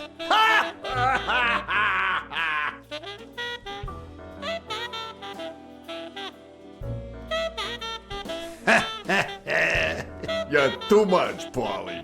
When you're done sightseeing, why don't you drop by La Iguana for a game of pool? And I'll buy you a drink. But I have to warn you, my clientele isn't crazy about furry fellas such as yourself.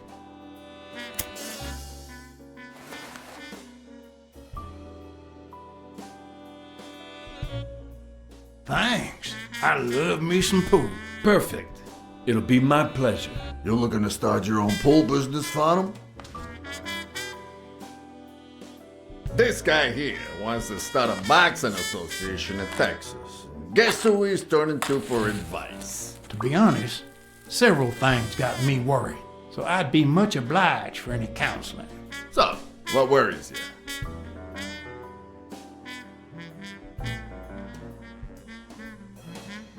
Those there athletes hooking up with each other, like Al Stone and Helen Moore. I see you subscribe to What's News. Yeah, my star boxer, the reigning champion. He's having an affair with America's sweetheart. Hey, I got nothing against those two idiots falling in love. Don't get me wrong, but it's taking a toll on his performance. I don't think he'll lose against Yale, but I'm starting to worry a bit. Billy Bob, bring out the bourbon. We're drying up here. I'll deal with a fresh deck, of course. We respect traditions in this establishment. Poker is as boring as it is simple. All you need to do is read people's faces. And even the worst detective has that trick up his sleeve. The real issue is knowing what to play for when there's much more than just money at stake.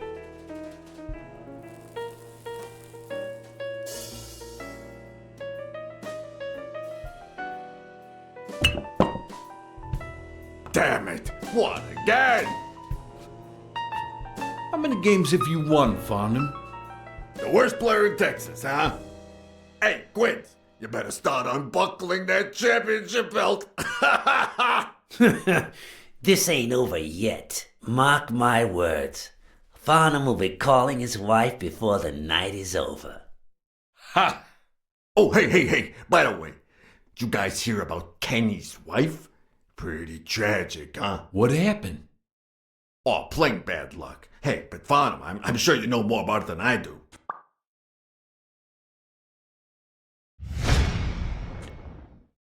Anyway, Kenny, thanks for fixing the game with Cassidy. God bless you, brother.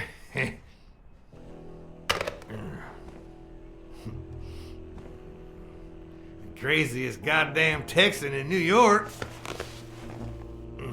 And the poor fella's already got enough on his hands now that his wife... How do you know that funny Texan? He's an old pal. Moved to the East Coast years ago. You know, he's the reason I'm here in New York. I'm fixing to get into the boxing business, and he suggested I talk to a friend of his. Oh, right. Where were we? Same difference. Another drink?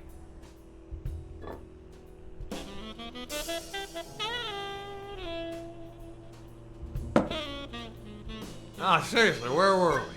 All right. We was fixing to have another drink.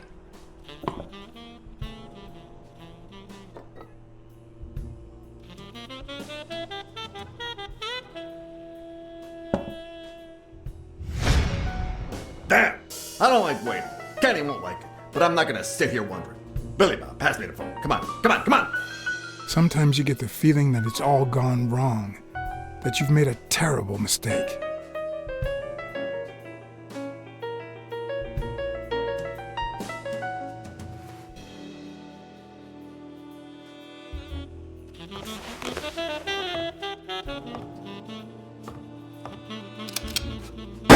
Sorry, did I say sometimes? Huh. No, that only happens once in a lifetime. Mark my words. Farnham will be calling his wife before the night is over. Ha! Oh, hey. By the way, did you guys hear about Kenny's wife? Pretty tragic, huh? What happened? Oh, plain bad luck. Hey, but Farnham, I'm sure you know more about it than I do. Anyway, Kenny, thanks for fixing the game with Cassidy.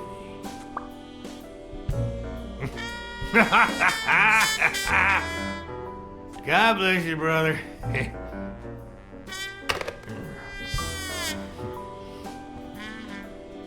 Craziest goddamn Texan in New York. The poor fella's already got enough on his hands now that his wife. Women just gotta have their vices. But she's in a rehab clinic now, hooked on tranquilizers and all that. That's it, tranquilizers. Don't tell me women don't have their vices, too. Bring out the bourbon, Billy Bob. Come on. Give me the bourbon. Maybe I spoke too soon when I said that poker is easy for a good detective. Let's just say it's relatively simple.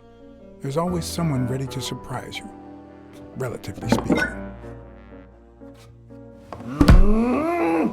Well, I'll be damned. I don't believe this. What happened, Farnham? Beginner's luck doesn't last forever, and that's when the real champ comes in. I hope you're ready to lose it all, my friend. Poor Farnham. Came looking to make big bucks in the city with his boxing, and he's gonna lose it all with poker. I hope your counseling will make up for it. Yeah, so how can I be of help?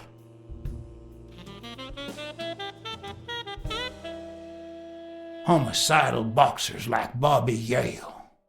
Ha! That's some piece of news, huh? Hey, I don't know if he did it, but the real problem is that the fight against my champ Stone might not even frickin' happen. The good news is that I've almost convinced the governor to let him out of prison on the day of the fight. Under police escort, that is. I bet you the audience gets a kick out of that. Rebel coaches like Joe Dunn. Oh, I see you done your homework. That bastard wouldn't accept the most basic rules. For example, banning boxers from official competitions when the managers don't belong to my association. Hey, don't get me wrong, I'm sorry for his death. But if they ever find the murderer, I'd be glad to pay his lawyer fees. Come on, let's steal another hand before Quince accuses us of trying to break his winning streak. Ain't gonna happen. Gentlemen, I suggest you never tell your sons about this game, unless you want to lose their respect. Wait, you mean our sons actually respect us? I hear you. There's no way to set boys straight these days. They don't even respond to a good old beating.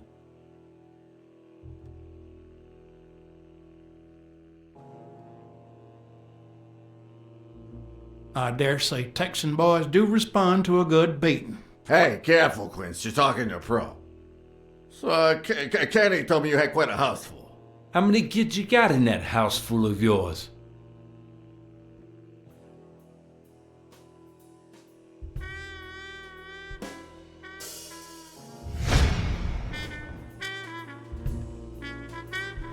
No, that son of a bitch was about to choke on his own vomit. Although the communist in me reveled in the sight of a millionaire choking on his own vomit, even so, I couldn't just stand there and watch him die. Unfortunately, I didn't break a sweat trying to save him.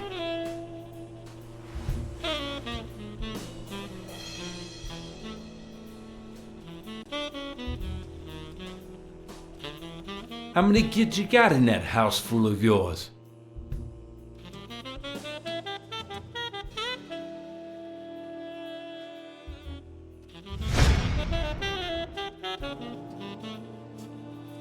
No, that son of a bitch was about to choke on his own vomit. Although the communist in me reveled in the sight of a millionaire choking on his own vomit, even so, I couldn't just stand there and watch him die. Unfortunately, I didn't break a sweat trying to save him.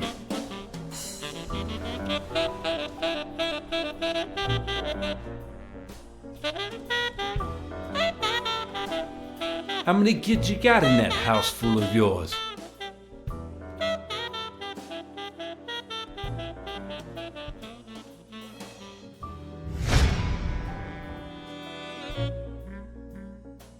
No, that son of a bitch was about to choke on his own vomit.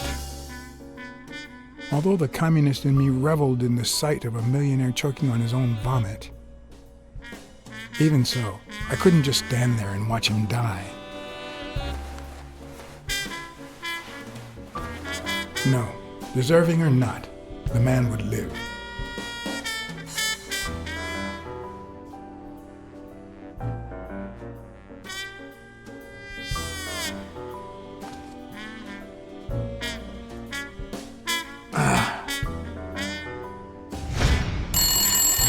Six, well, that's something. I don't know how you deal with all of that. All boys? Does it have to be now? Oh, never let Quince near one of your daughters. Come on, Folly. Children are sacred. I won't lay a Cassidy. finger on them until they're 12. After that, well... let's just say... some men have needs that can only be met by a young girl that age, if you know what I mean. Are you all right, Farnham?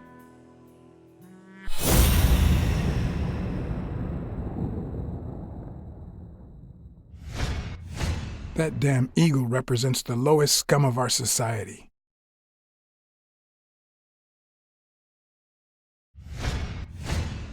There goes your winning streak, you sick bastard.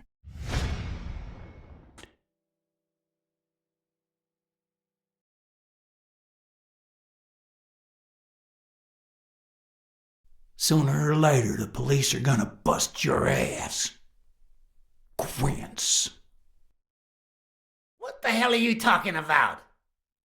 I bet you're as bad at hiding those poor girls as you are at keeping that ace up your sleeve. What? You lying piece of shit? Quince? Don't believe a word he's saying, Frank.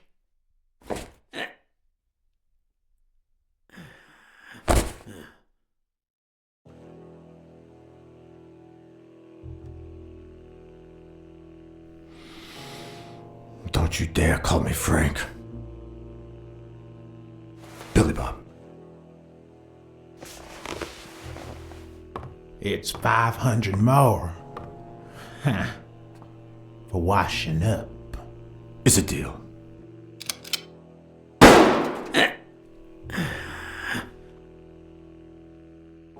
A good call, Farnham. I owe you one. Please, take that flying scumbag's tokens. And mine too, if you want them. I'm feeling generous. Hey, turns out the governor accepted my suggestion to let Bobby Yell out of prison on the day of the fight. Hey, this is turning out to be the perfect night. If you decide to go ahead with your new venture,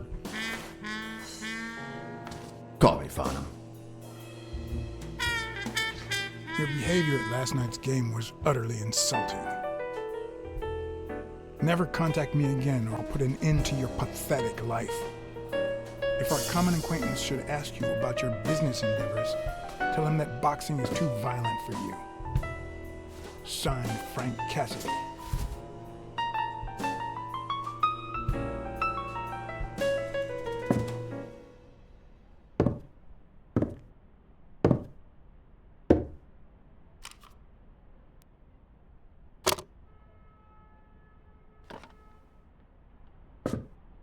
My own tracks would be covered the following morning when Cassidy read this note from Farnham.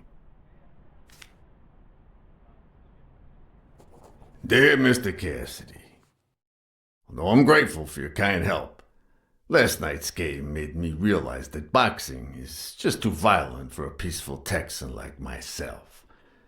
I have decided to invest elsewhere.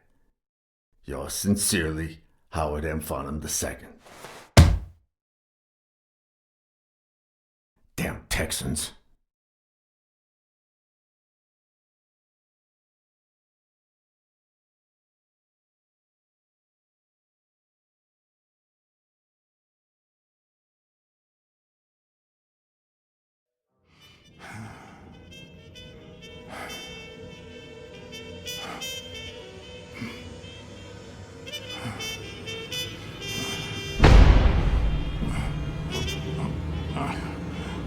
As for me, it was the first time in days that I had gone to bed without my baby.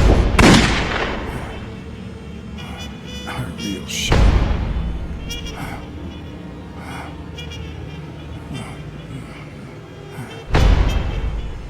Nothing like a bruised body to help you to sleep like a baby.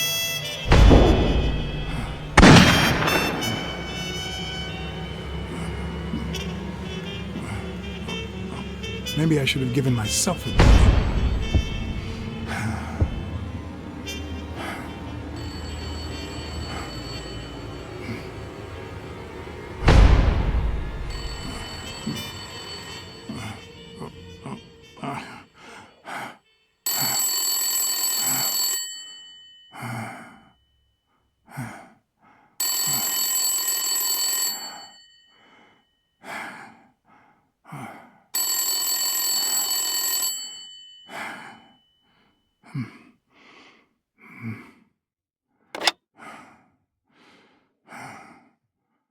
Blacksad. Finally, I need you at the gym now, please.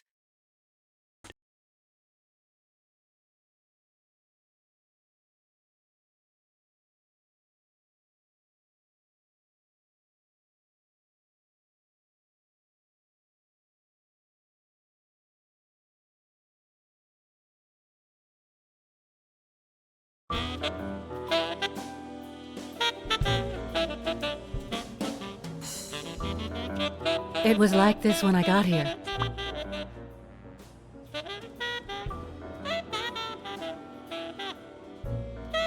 Did you touch or move anything in here? Only the phone. Good.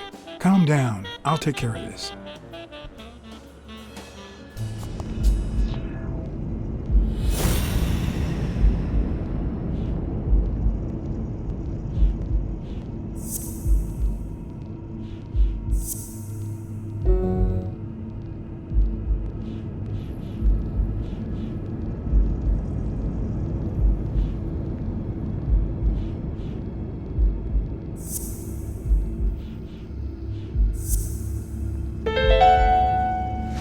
It's pretty clear that Helen Moore's cigarette case was a gift from O'Leary.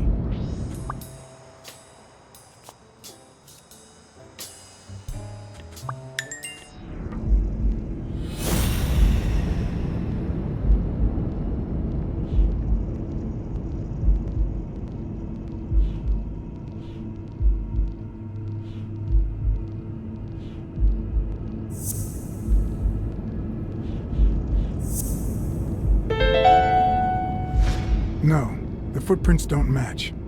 Or if O'Leary killed Dunn, he did it without stepping in the paint, or in different shoes.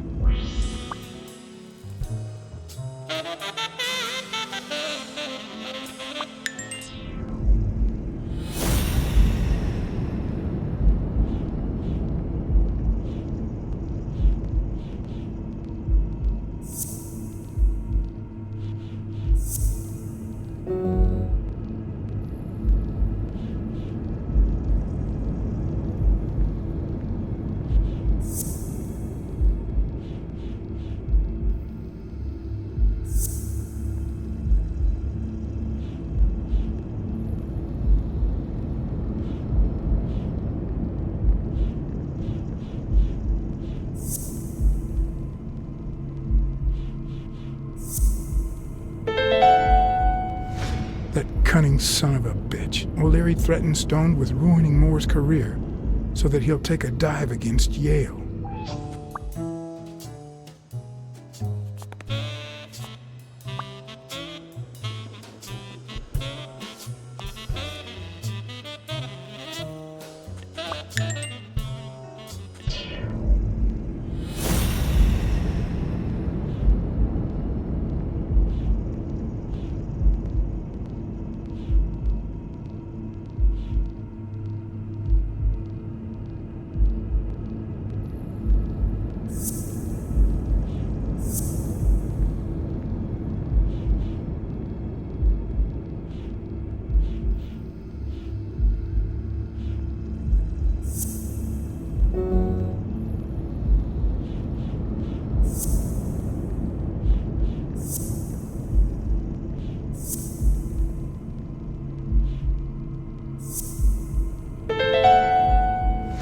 Maybe O'Leary accidentally caused the death of Yale's father.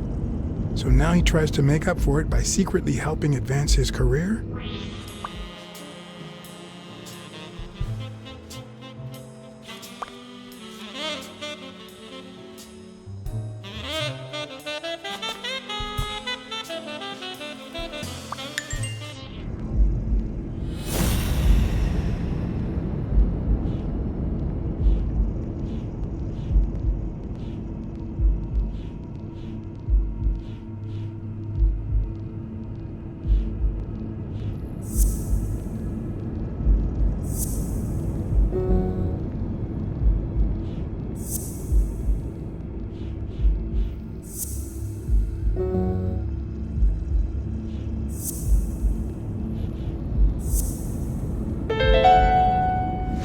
If she's still in love, why does she claim she hates him? What is she hiding? Had you already finished looking through these papers? I wish. Well, I guess you'll enjoy sorting all this again.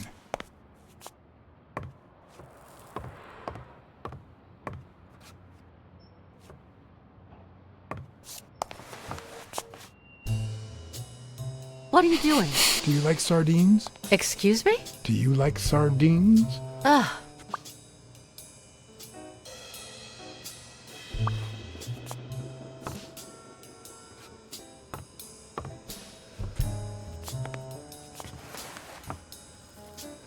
Bingo. What is it? Nothing. Just a freshly signed contract.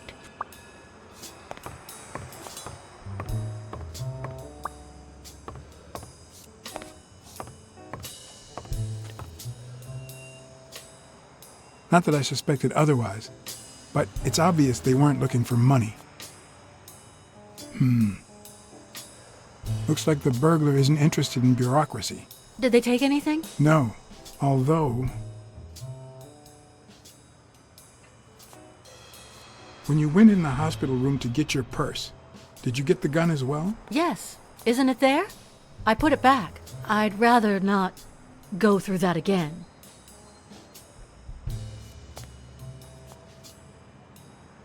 I see.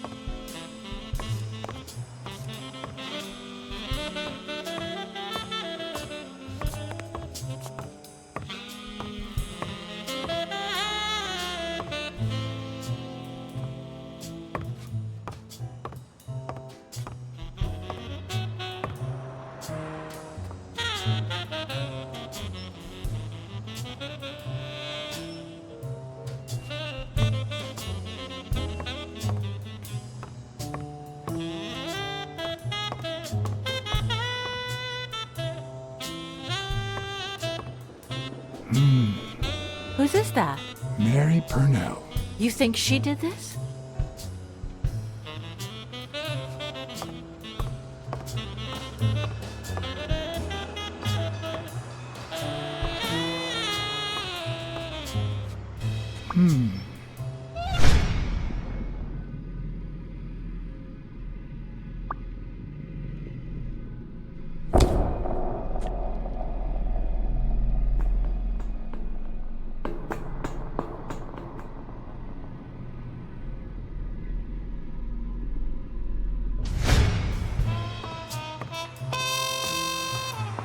Wait here, please.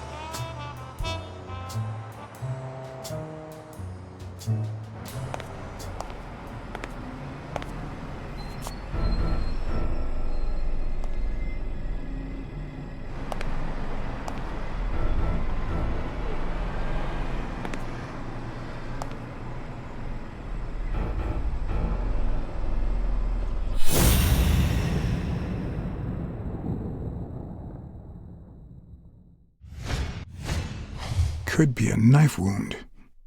The murder was brutal.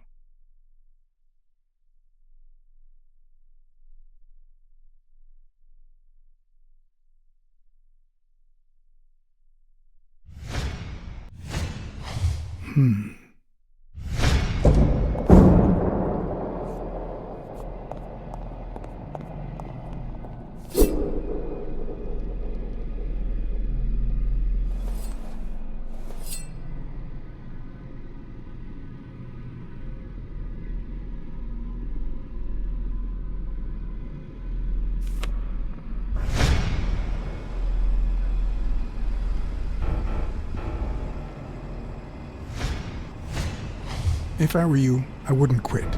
Trust me, it might be painful at first, but time heals all wounds. Why did you listen to me?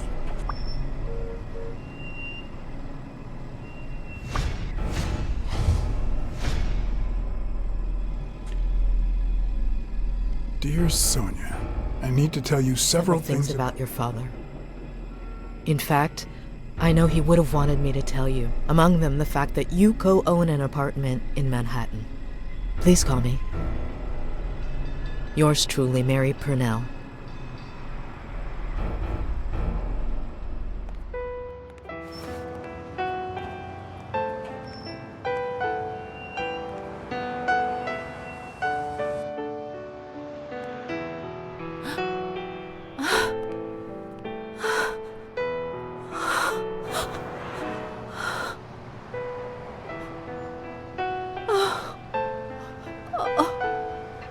I want you to call the police, Sonia, and then go straight to a friend's house. Don't even think about going home, and definitely don't come back here. I'm staying at a friend's house. I haven't even set foot in my father's place yet.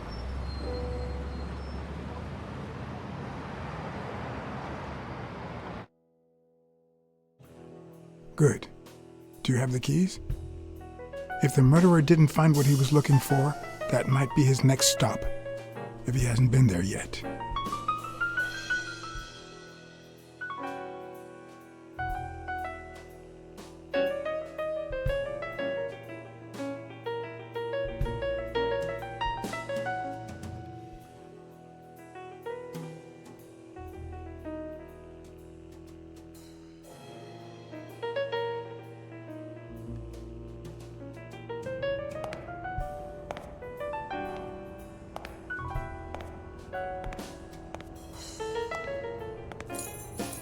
For once I had the keys to the place, which meant I wouldn't have to use my lockpicks or